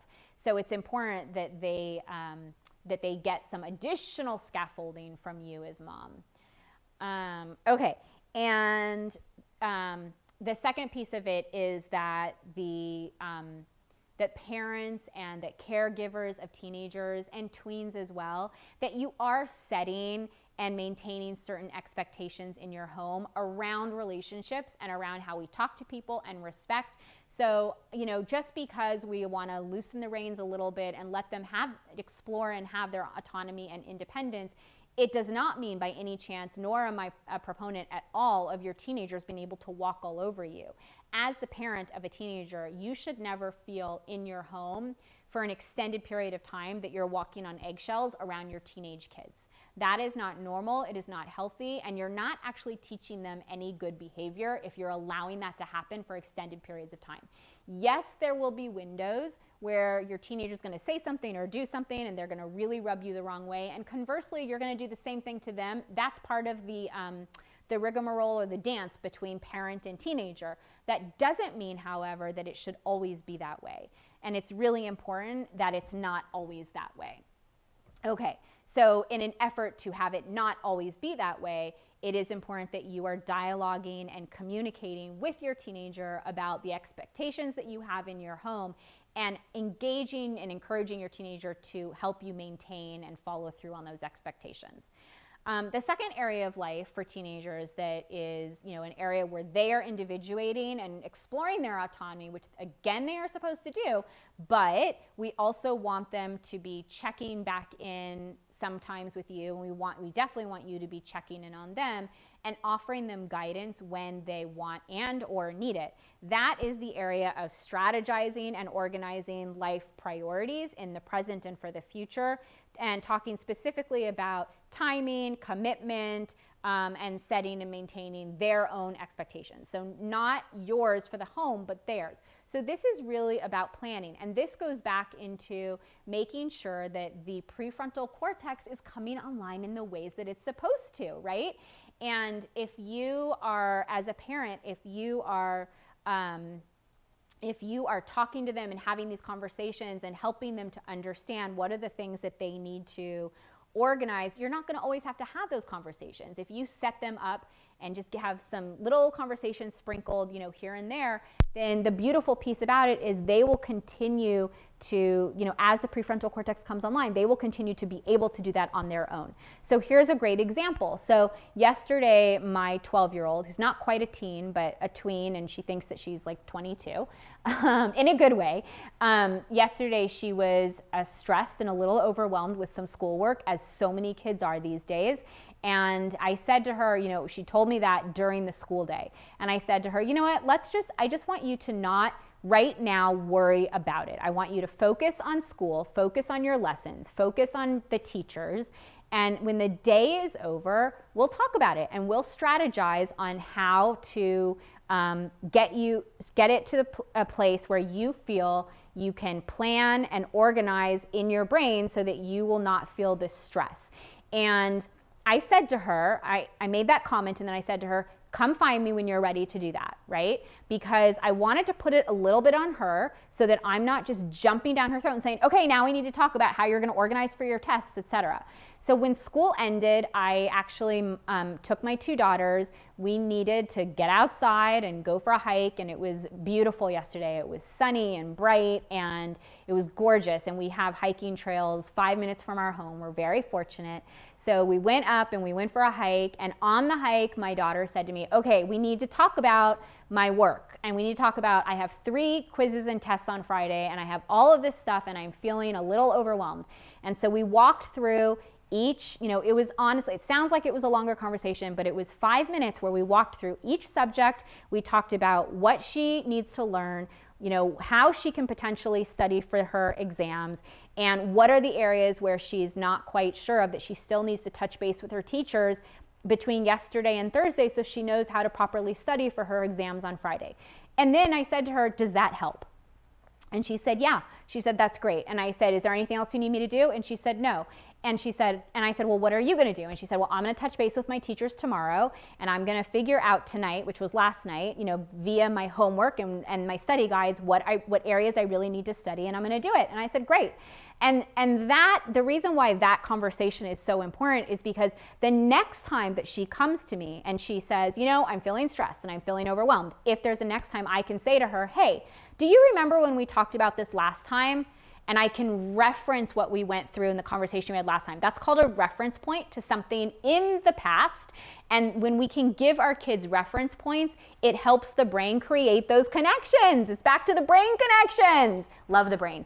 Okay, so then what happens is she learns how to have that inner dialogue with herself. And then she doesn't even need to come to me. She can take care of it on her own. And then that pathway has been solidified in her brain, and that will continue to happen. And by the way, here's something that's really interesting.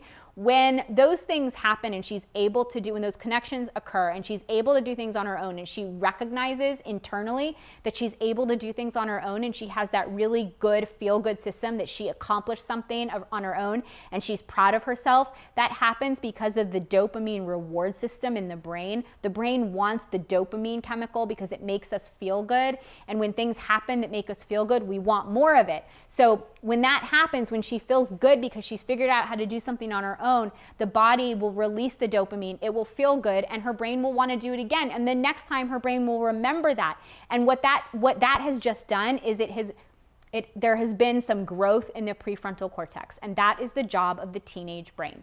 It is constantly growing. It is constantly creating connections. It's pruning away the things that they don't need. It's based on the dopamine reward system and feeling good. And so it's all about what they are involved in and what they see and feel and how they feel about themselves.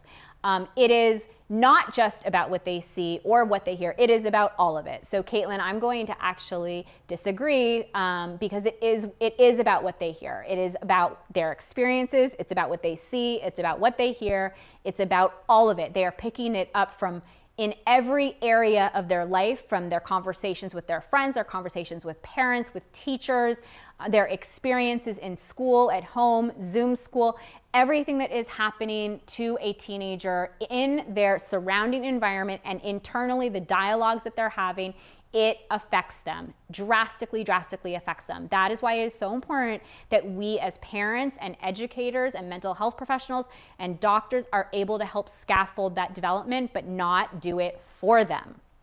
Okay. The third area, the third bucket where some additional help with the teenage brain is emotion regulation. And I was talking before about emotional intelligence. And this is an area that is, the emotional center of the brain is online and functioning pretty early on. However, that doesn't mean that it is being corralled by the prefrontal cortex, right? That's what really needs to happen so that our kids have developmentally appropriate responses when they are triggered and they're in high stress situations.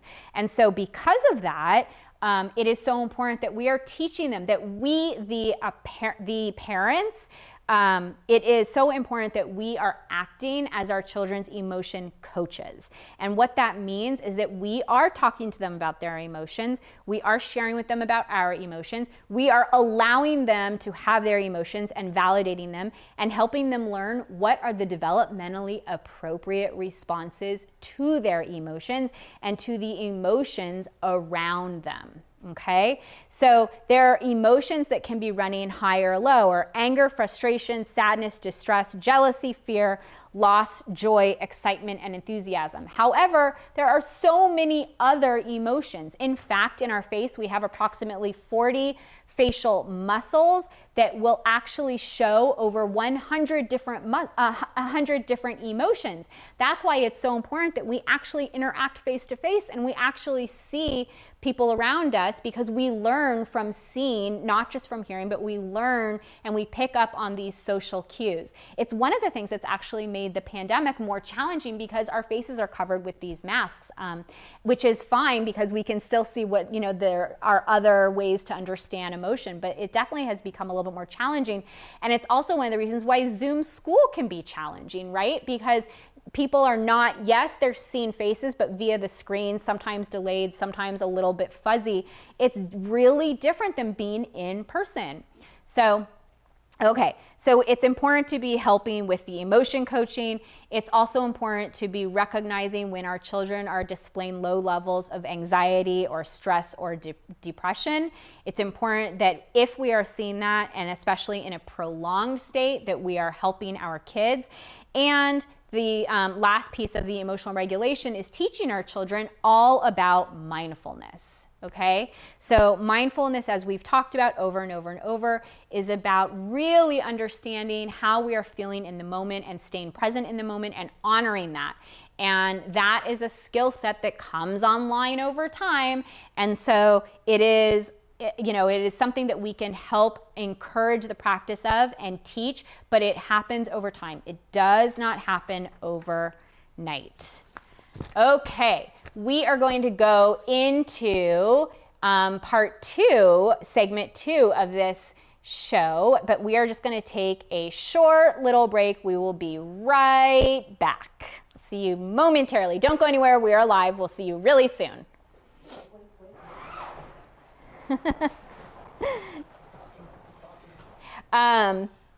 In a moment, we're going to be right back. and when we come back in segment 2, we're going to be discussing the strategies for parents when they actually have a tween or a teen in the pandemic, but also always. These are strategies that we can use always. So what are the things that we can really do to help us, to help them, but to not overstimulate and to not over helicopter our kids. So we'll be back. We'll see you in segment 2 momentarily. Be right back.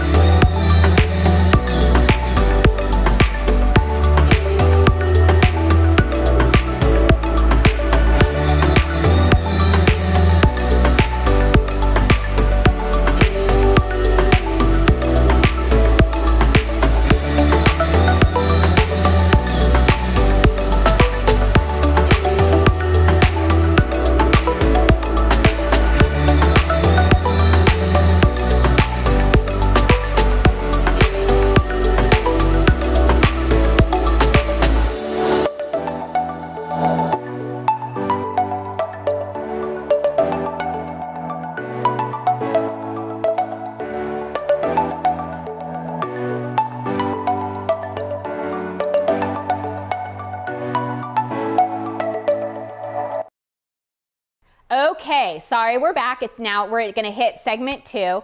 We're going to talk about, we've talked about what we want to see in a productive, successful, happy, healthy adult and how to get there, the transition from the kid's brain to the teen brain, the teen behaviors that are not just appropriate, but what they're supposed to be doing. Yes, they might be driving us crazy sometimes, but they're supposed to do that. That is their job, mom and dad. It is their job to individuate, to explore their autonomy. It is their job to go out into the world, to try some of those behaviors that don't always seem, like what we would want them to do, but it is their job. Now, how do we as parents deal with that? How do we keep our sanity? Because obviously the teen years can be really challenging for teenagers and for parents, right? So there are strategies, believe it or not. There are things that we can do. And the first thing that I want to talk about is this idea, and we did a whole show about this a couple weeks ago, and I think it is so important. I actually think I talk about it in every single show that we do, but we did have a whole show dedicated to it. And it's this idea of self-care. And we talked about it even at the top of this show. And the reason why it is so important, it's very, very simple, okay? If you think about the oxygen model, that the oxygen mask model that is given on a plane by the flight attendants before you take off. Now, I know not many of you are flying these days. There's not a lot of travel going on. Sadly, I'm waiting anxiously until I can book my next trip somewhere. But until then, let's just think about what they say. They tell us that if, God forbid, there is an emergency on the plane and the oxygen masks are released into the cabin, what do? We put the oxygen mask on ourselves first, and then after we have put it on ourselves, we put it onto our children, or we help other people who may need help.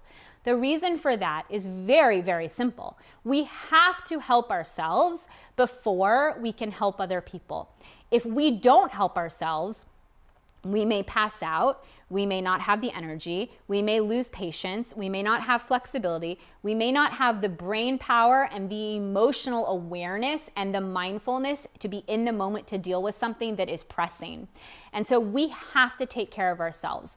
Another way that I like to think about it and share this idea with the families, the kids, the teenagers, the adults that I work with, all of them across the board, is this idea that inside of us we have, you can think of it in one of two ways. Either you can think of it as like a battery or a gas tank. I like to think of it as a gas tank. And the reason for that is it's very fitting, because when our car is empty, we have to go to the tank and fill it up with gas, and that's the only way that it will run.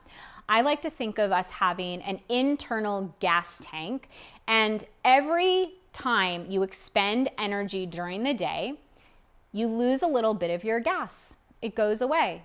And throughout the day, by midday, your internal gas tank might be running half full or half empty, depending on how you look at it, half full, hopefully. And it gets depleted throughout the day. It gets depleted by the demands that are placed on you by your kids. It gets depleted by the demands that are placed on you by work. It gets depleted by simple things like maybe you didn't eat a good breakfast or a good lunch. Maybe you didn't get enough sleep. Maybe you had a really challenging discussion with a coworker or a significant other. There are so many things that deplete the gas tank, right? And if we are not doing things to put in gas throughout the day, what happens is by the time it's 3 or 4 p.m., you're running on empty. And if you are running on empty, this goes for everyone, by the way, not just parents. Yes, parents, absolutely, because parents need to have energy to be with their kids, because parenting is a 24/7 job.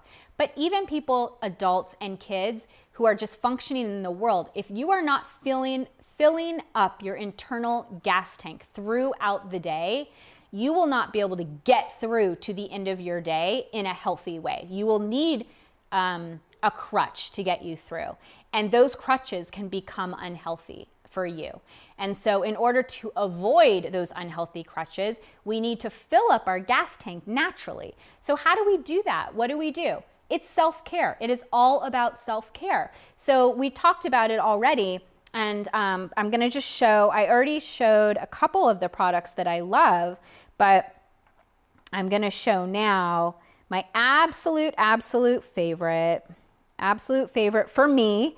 This is my favorite self-care product. It's my Kindle. It's really my security blanket.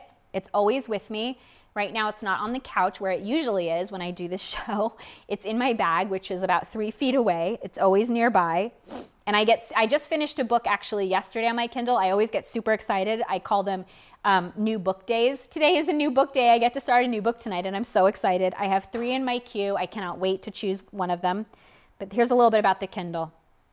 Meet the all-new Kindle Paperwhite. Our thinnest, lightest yet. Now waterproof, with Audible. Plus a sleek, modern design and twice the storage. Kindle Paperwhite is purpose-built for daily escapes, so you can read and relax in more places.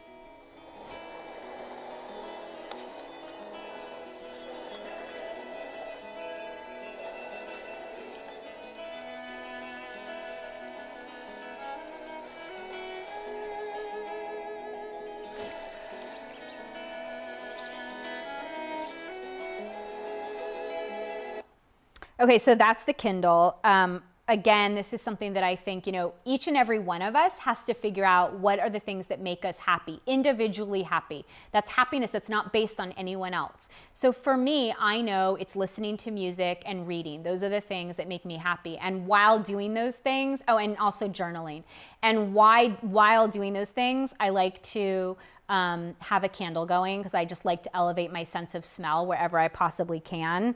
So there are a couple of different speakers that I really like that I wanted to share. So this is the one that I'm holding right now. This is the Unz Angle 3.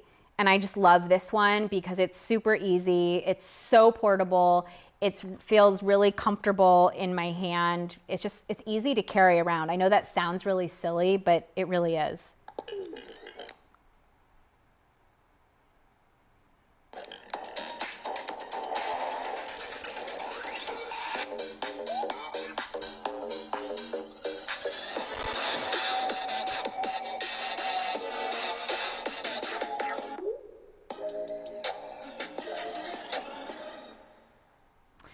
So I really like that speaker. And then, like I said, when I am really feeling like I need to add that extra oomph to help me with relaxation, I will, I've got the music going. I will also light a candle. And we've talked about my favorite candles, but this is my absolute favorite brand. Yes, they are a little bit pricier than some of the other ones. This one's currently not even available. How do you like that? Maybe because I've sold them out. Wouldn't that be funny? No, but there are so many. These are the LAFCO candles. They're awesome. They smell so good. They last so long. They're made in a, they're soy candles, and the scent really travels. So you can light one and it will fill up, multiple rooms in your home. I just think that they're like the best candles out there, and I've tried a lot. I like some of the Times candles also, and I talked about one on another show. One of the specific scents that I really love is the Fraser Fir, but I really love the LAFCO candles. And then the other stereo that I wanted to share with you that I have also recently put all over my house. I have recently put the Echo, Amazon's Echo Alexa system, that in combination with Ring, I have added to my home. I actually got everything connected all by myself. I did all the technology all by myself. If I can do it, you can do it. Normally I have to go to my kids to help me with technology. Or their dad, but I did all of this on my own. I was able to figure it all out, and it was easy peasy to connect everything. So now I have, I've got Echo Dots in different rooms, and I also have the Ring all set up at the front and the back of my house, and I feel like more protected because I know I'm like late to the game with this, but you may already have this set up, but I just really like how everything is now connected, and I was able to get everything set up by myself. And like I said, if I can do this, you can do this. It is not easy. It is not hard. It is super easy peasy. And then I also added this Echo Show.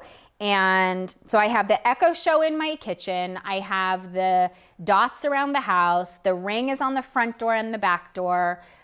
With security cameras around the house, and everything is connected and talking to each other. It's so fun. Last night I was in the kitchen after I set everything up, and I was talking to Alexa. She was keeping me company while I was prepping for the show today. It was quite fun. I was asking her questions, and then at one point I heard a noise, and I said, "Alexa, show me the front door." And I got to see what was going on out there because I heard noises. There was nothing going on, but it was so. I'm really enjoying my smart home. So okay, so that's self-care is really important, and I already talked about journaling and. But figuring out what makes you tick and what you can do for yourself for self-care. And in addition, what can you implement or help your kids implement in their rooms? And one of the things that I want to show you, this is really fun, something fun for teenagers, because this is for bigger bodies, right? So this is good for teenagers. This is called the Yogi Bow. And it is a really fun place for teens to sit. It's large, so 2 teens can sit on it and chill and hang out, listen to music.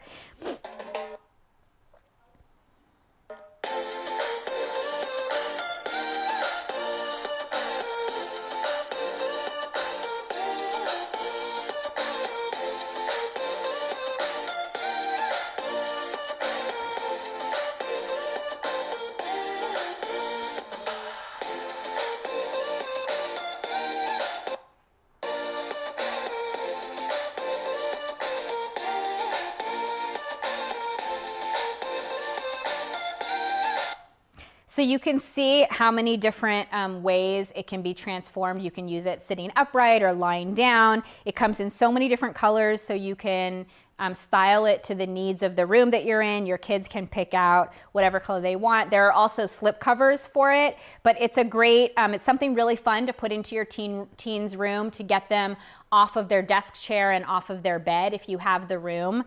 It's just another place that they can hang out. So I really like the Yogibo for them. And so self-care, like I said, is one of the most important strategies for keeping your own sanity when you have teens in the house. Okay, then the next thing that I want to say, and I touched on this before, is you've got to parent differently. This is the time in your life as a parent where you have to take a step back and say to yourself, what does my child need? What can they control? What is out of their control? What can they do on their own? What can they not do on their own? If you are asking yourself those questions, then you will be a better parent to them, because the reality is, as a parent of a teenager, you don't need to step in every time. And not only do you not need to, but you absolutely should not be stepping in every time. You should be encouraging them to do things on their own as much as possible so that they're building that skill set that we've talked about. And in the framework of that, you need to step back and loosen your control a little bit on them and know that that's okay. And you know what? Yeah, they are going to make mistakes and there are going to be consequences, but most of the time, those consequences will be natural consequences. And one of the things that we know is that children and teenagers especially, they learn so much more from natural consequences than anything that we could do or take away from them. When you get into it with a teen, or if you feel that a situation is escalating, like we talked about before, take a break, walk away. Just say to your teen, you know what? Let's take a break and revisit this later, and just walk away and give them their space and you take your space. I always encourage parents at some point to go back if there needs to be a follow-up conversation. I also really encourage parents to say, I'm sorry. I don't think that parents of all kids say I'm sorry enough. You know, we make mistakes as parents, and it's important for us to be able to own that and to recognize it to our kids. By the way, when you do that, you're modeling behavior that is so important for them. They need to see and understand that it's okay to make mistakes, and that when we make mistakes, we need to own it and apologize. And if they don't ever see that being modeled by mom and dad, you're going to raise a kid into a teen, into an adult who not only thinks that they're always right, but acts that they are always right. And we don't want to have people walking around like that. Those people just tend to not be that nice. So again, if you're just joining me, my name is Marissa Gold. I'm with The Art of Parenting and Intuit Parenting. We're on Sway TV on Amazon Live. Thank you so much for joining me. We're talking all about teenagers today and raising teenagers. And right now, specifically, we're talking about the strategies that if you have teenagers, strategies that you can actually put into place in your home to be the best parent possible to your teenager. And sometimes that means backing up a little bit. So far we've talked about self-care, we've talked about parenting differently and finding a new approach to the way that you parented when you were parenting a young child, loosening your control a little bit, not too much, but loosening it enough to really give your child a sense of independence and autonomy, taking a break from each other, redefining your role. You know, what is your role as a parent now? How do you parent differently now versus before? And the last one is to really not place your worries on your child. You know, we as parents have our own worries and things that we think about, and we have an inner voice that talks to us all the time about what's going on with our kids. And we need to be really aware that those are our issues, our thoughts, our concerns, our challenges, our triggers. They are not necessarily our kids. Are they sometimes? Yeah, maybe sometimes they are, sometimes, but not always. And it's really important that we allow the process of separation for them and for us as well to occur. Okay, so what is in your parenting toolkit? I like to think about parenting in this sense of what do we have in our toolkit to help us be the best parents possible? And we've talked about some of those strategies, and here are a few more just very concrete things that you can think about. So the first one is to model emotion regulation, stress and anxiety support, and good relationships. One of the things that I want to comment on here about modeling is something that Caitlin has mentioned, which Caitlin, thank you so much. You said to take a child's cell phone away and to see what their reaction is. So I don't want to say to take it away as a consequence, but I do want to say it is important to monitor our children's technology usage. And it is important to we talked about this before, but to set up realistic expectations in your home around technology. And one of the things there are two things that we do in my home that I think have worked really well, so I want to share them. One, we have a charging station that is not in any of the rooms. So the kids charge their technology out of their rooms. In fact, as a parent, you can even go so far as to remove the batteries that connect to, from the device into a wall, or the actual connection, and tell them that if they need to charge, whether it's their computer or their laptop or an iPad or their phone, whatever it is, and a watch, anything, that they have to be charged out of their room.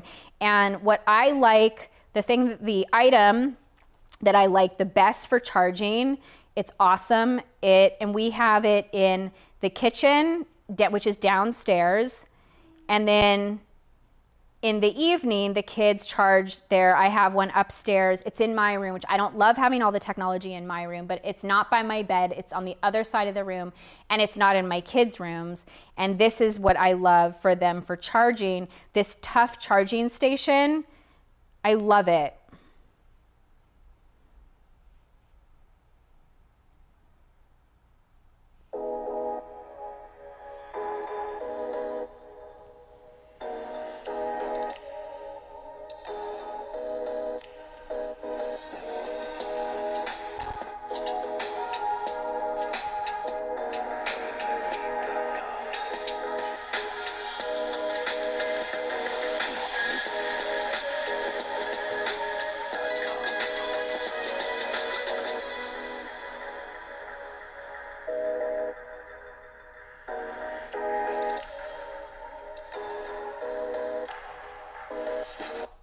Okay, I'm going to stop that, but I just want to call your attention to the fact that this is compatible with both Apple and Android devices, and I think that is something that is really important, because there are a lot of different charging stations that are out there that are not necessarily like that. This also can charge up to 6 devices at one time, and it's really fast. So literally I can charge all of the different devices in my home at once, other than computers, which get charged separately but in the same area. So I do really recommend getting your kids off of technology and getting them outside if you can, if you're living somewhere where you have that ability. The other thing that we do in our house, so I said there are 2 things we do to really help with technology. One is how and when we charge our devices. The other thing is that I have implemented what we call quiet solo time.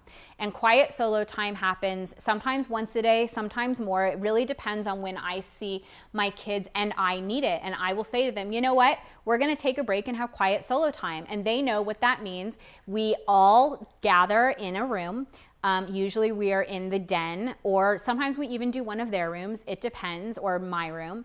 And we're all in the same area, so we are socially around each other, but we are engaging in our own quiet, non-tech time. So I am always reading, because I love to read. I'm always on my Kindle, and my girls are either journaling or just listening to music on their AirPods or a headphone of some kind, or they might be doing drawing in a coloring book. They have we have coloring books that are like this, and I'll just pull it up so that you can see it. But we have a lot of different, in the house, I think I have like 4 or 5 different types of these types of books, and they have these awesome patterns. And so this is one of the things, that they will do.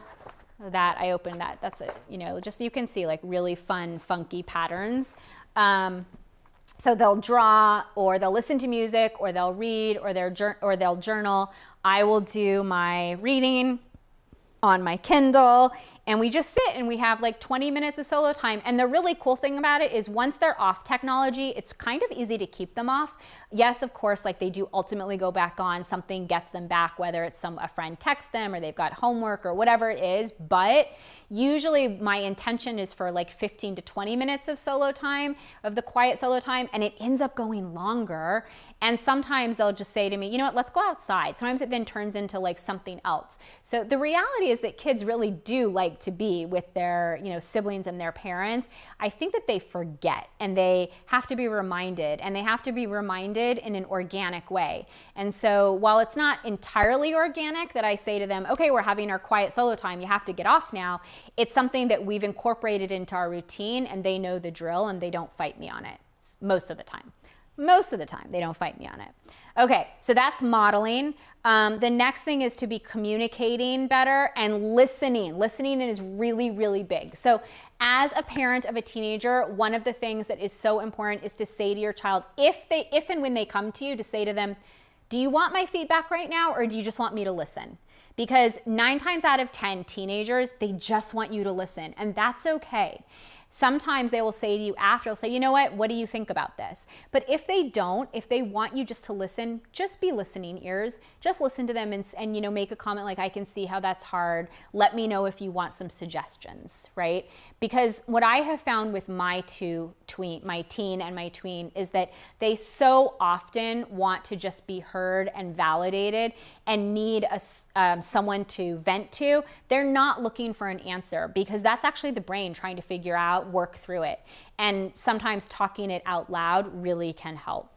And it's important that we, as their parents, the adults around them, that we take them seriously and we listen to them. And regardless of the positive or negative experience that they're having, that we listen, we validate, we provide empathy, and if they want, we provide suggestions. But here's the big but: we do not solve. We don't ever solve their problems unless they come to us and say, I've tried and I don't know what to do. That's when we can sit down and dig in or drill down into the details of what's happening. But 9.5 or 9 3/4 times out of 10 with a teenager, they don't want you to solve, and you shouldn't be solving.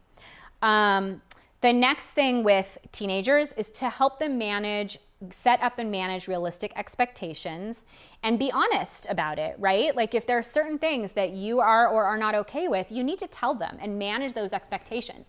The one thing I will say here is that it's important that we set up realistic expectations, and that as a parent, you decide what are the battles you want to pick. You cannot lay down the law, so to speak, with every single thing. It is important that you are picking and choosing your battles and deciding what is really important, what do I really want to impress upon my child, whether they're a teen, a tween, or a child, and go with that. With children, young children, you can do a lot more, but with teenagers, there are only so many arguments you can make. So it's really important that you pick your battles and you don't get into it with your teenagers with everything, because they will put up those walls and they will stop listening.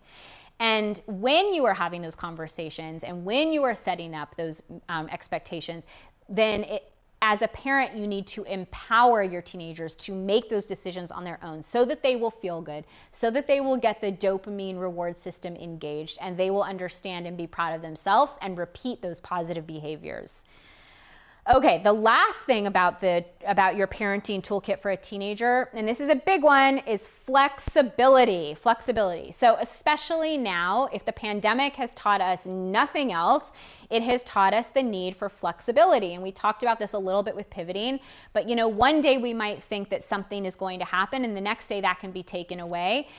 Or conversely, we might think something's going to happen and then it can be added into our routine. So, and this is different, by the way, for everyone. And there are so many things that this is based upon. So flexibility is it's crucial and it's integral if you are a parent of a teenager. There are so many things about their lives that are changing and fluctuating every day and every week and every month. And if we cannot bring some levity into the situation and have some flexibility in the situation, we will all suffer. Just plain and simple. And I don't want to be negative about it, but it's really true. So flexibility, you want to be flexible with your teenagers. And then the last thing that I want to say about being a parent of a teenager, and this is so, so important, is that you are not your teenager's best friend. I can't tell you how many parents will say to me, but I want to be my teenager's best friend. I want them to come and tell me everything, and I want to be able to share and tell them everything. No, I'm sorry, but you are at a different stage of your life than your teenager is at in their life. And it is crucial for their development, for their happy, healthy development, to have best friends, to have their best friends that are different than your best friends. And so you cannot try to fix everything. You cannot take the teens entirely at their word. You need to figure out what's going on underneath things. You cannot take things personally. You cannot take on your kids' feelings. You need to let them have their space, and you need to really understand that they are becoming their own person, and the work that they are doing, they are supposed to be doing it. And as the parent of a teen, you have to give them that space to get there. Okay, so that is a lot of information that we have downloaded to you today about teenagers. If you have been with us, I want to thank you. My name is Marissa Gold. This is The Art of Parenting on Sway TV at Amazon Live. I'm so happy that you have been here with me today. We've learned so much about teens and about how to parent teens and what teens are going through. Please feel free to reach out to me if you have any questions or you want to talk more about this. And I want to just leave you with a couple of really quick thoughts. The first thing is, if there are any teenagers that are watching this or are listening, I want you to know that your parents, regardless of the decisions that they are making in your home, they are making them out of love and the need to keep you safe. The decisions that they are putting down and trying to guide you in your home are there because they love you and because they want to keep you safe. It may not always feel that way, but that is the case. So know and try to remember to treat your parents with respect when they say things or do things that do not make sense. You can have a respectful dialogue with them to sort through it. If you can engage in that dialogue respectfully, that's the big if, right? But if you can do that and that you can have that dialogue, then I encourage it. But no, even if you can't have that dialogue, know that the decisions come from a good place. And parents, I want you to remember that the behaviors that we talked about today, these behaviors are typical behaviors. It is the job of these teens to be going out and doing this. In fact, I like to say to parents of teenagers that if your teenagers are not making you angry at least 3 to 4 times a day, or driving you crazy, or questioning you, they are not doing their job as teenagers. They are supposed to be doing that. And when you do talk to your kids, and when you do try to engage with them, and when you are having these conversations, what I want you to be really mindful of is, how are you doing it? And I want you to think to yourself, this is a big question. Think to yourself, would I talk to my best friend the same way? If you wouldn't talk to your best friend the same way you are talking to your teenager, you need to take a break. You need to step back, you need to take a deep breath and try again, because it means that there is some respect that is being lost in the dialogue. And without the two-way respect, the defensive walls will go up and nothing will get accomplished. I want to end by saying that parenting a teenager is equally challenging as being a teenager. There is no contest here for who has it harder. It is a challenging time of life, but it is a period and a window of growth and opportunity that is crucial to the development of a happy, healthy, productive adult. So whether you are a teen or whether you are a tween or whether you are a parent of either, be kind to yourself, take care of yourself, and come back and hang out with me again the next time at The Art of Parenting on Sway TV on Amazon Live. I'll see you again soon. Let's sway. Bye.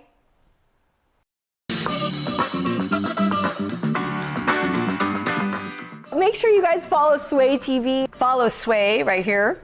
Ooh, it's this way, sorry. Corey says, thank you, Sway TV. Shakira says, thank you, Sway. Yes, guys, it is so much fun. We love Sway TV. So grateful for you guys and for Sway TV. We'll see you soon. Until then, let's sway. Let's sway. Let's sway. Let's sway. Let's sway. Let's sway. Let's sway. Let's sway. Let's sway. Let's sway. Let's sway.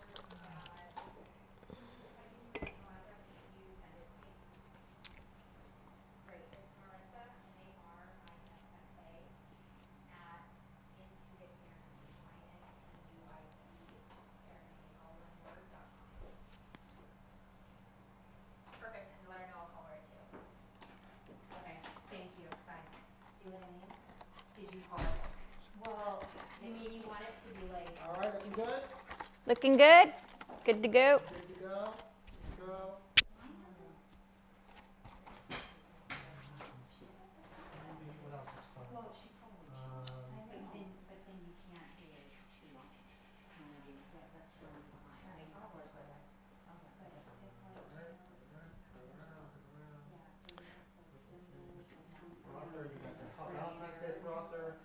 Yep.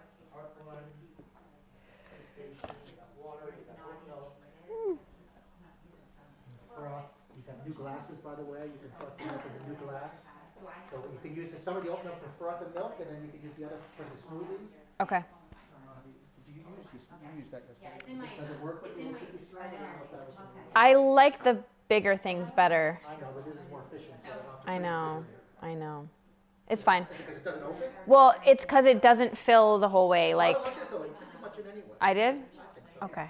You don't drink it, so what's the difference? That's true. Okay, you're right. To get to the art of parenting products, you just go to Shop TV. I mean, Sway TV, follow, right? Or Sway TV, Shop Sway TV. Oh, how many views did she have for all that time? SwayTVshop.com. Okay, SwayTVshop.com. How many views did you get today? 16,000. Wow. Okay, this is all right. It's okay. She was the record holder though at 28,000. Oh, wow. Really? Really? Nice. Putting on your shorts, being outside today? It's so funny because I was like, it's way too cold today for me. She does a workout. Workouts outside, yeah. Workout Wednesday. Yeah. Well, I try to do most days I do a workout and then I come into the studio. But some days I'm just like, I just need to sit in the studio today. Yeah. So what are you talking about? Well, I'm just like I resonate a lot with what you were saying with parenting, but everything energetics and creating our own reality and paradigms and all that stuff I love to get into. So yeah. There's a lot of health and fitness and A lot of Joe Dispenza, yeah. Yoga, fitness, wellness. I'm all about it. Love it. Love Yeah. it. Well, good luck. Have fun. Thank you. Good to see you. Friday morning? Instead of Friday afternoon? so, yeah, we're gonna be building. It's gonna be easy It's gonna though. be- that's great It's just though. plastic with Yeah. these things that clip on and they're like tension rods. Yeah. And they hold the plastic to the ceiling. That's And then great. once they're in place, then I will go around and tape. Right. I told Andy that like as soon as this is broken down, we're gonna have to just hire somebody to come in, look at what I destroyed the walls. Yeah, but you will. You know, Is he from gonna, the is he taping. planning on going back to the I don't studio? think so, not for a long time. So. It's maybe- funny because on Clubhouse, they keep saying, and he has a studio in Hollywood. I'm like, nope, not me. The studio's not in Hollywood. I know. If you're coming to tape, you're not going to Hollywood. Yeah, exactly. Bel Air sounds Bel Air, great. I know. It's actually funny because this is technically Northern Bel Air. Yeah. Our address is Bel Air. Yeah, It's it comes up as Bel It's Air. Bel Air. Yeah. And that sounds so. 9:30? Perfect. All right. Okay, I'm gonna work on that show. Mwah. Take care. That's our first date. When you do that interview? I wanna get someone for Friday? maybe. I'm gonna see. But actually what I was really trying to do is I want Jed to do it and do like dad's parents. Oh my God. Yeah. I said to Andy, you need a guy. I Or know. the two of you. I know, to so I come wanted on a as co-host. I know. co-parent, co-host. And then I have That'd be two fun. dads that I want to interview, so I want to do it as part of that, but I want him to do it, so he's trying to figure out. So 9:30. I'm gonna. I have It's hard to get. one He really housekeeping is. note. One house, wait, Now with wait. this clubhouse thing, that's not If you gonna happen. remember, it's not a big deal because we always check, but when you guys are leaving, just make sure that the bathroom's closed because we get animals in there Okay. and make sure that the two gates are Closed. If you're the That's what last I one out, asked if you're the last one out. Got it. Yeah. Sounds At good. the end of the day. or But you're whatever. not. So don't Okay. do that. Thanks. Because we have like crazy animals in this. I'm so sure. wonderful.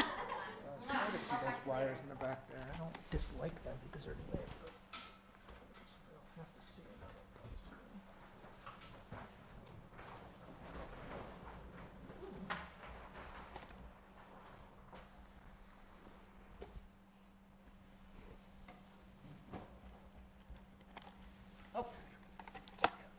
Okay. Got a little side camera here so you can make that nice. Oh, where's the massager? You need a massager, a massage Oh yeah, it's right here. right there.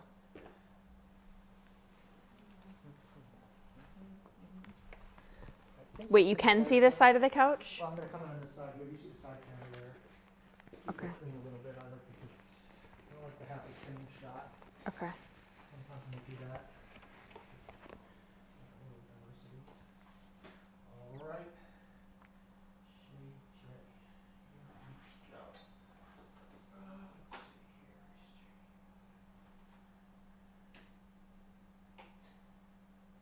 Titles. Reveal. Okay, let's hear some more Joe Dispenza. I'm trying to get some good clips, so give me some something to work with. Okay.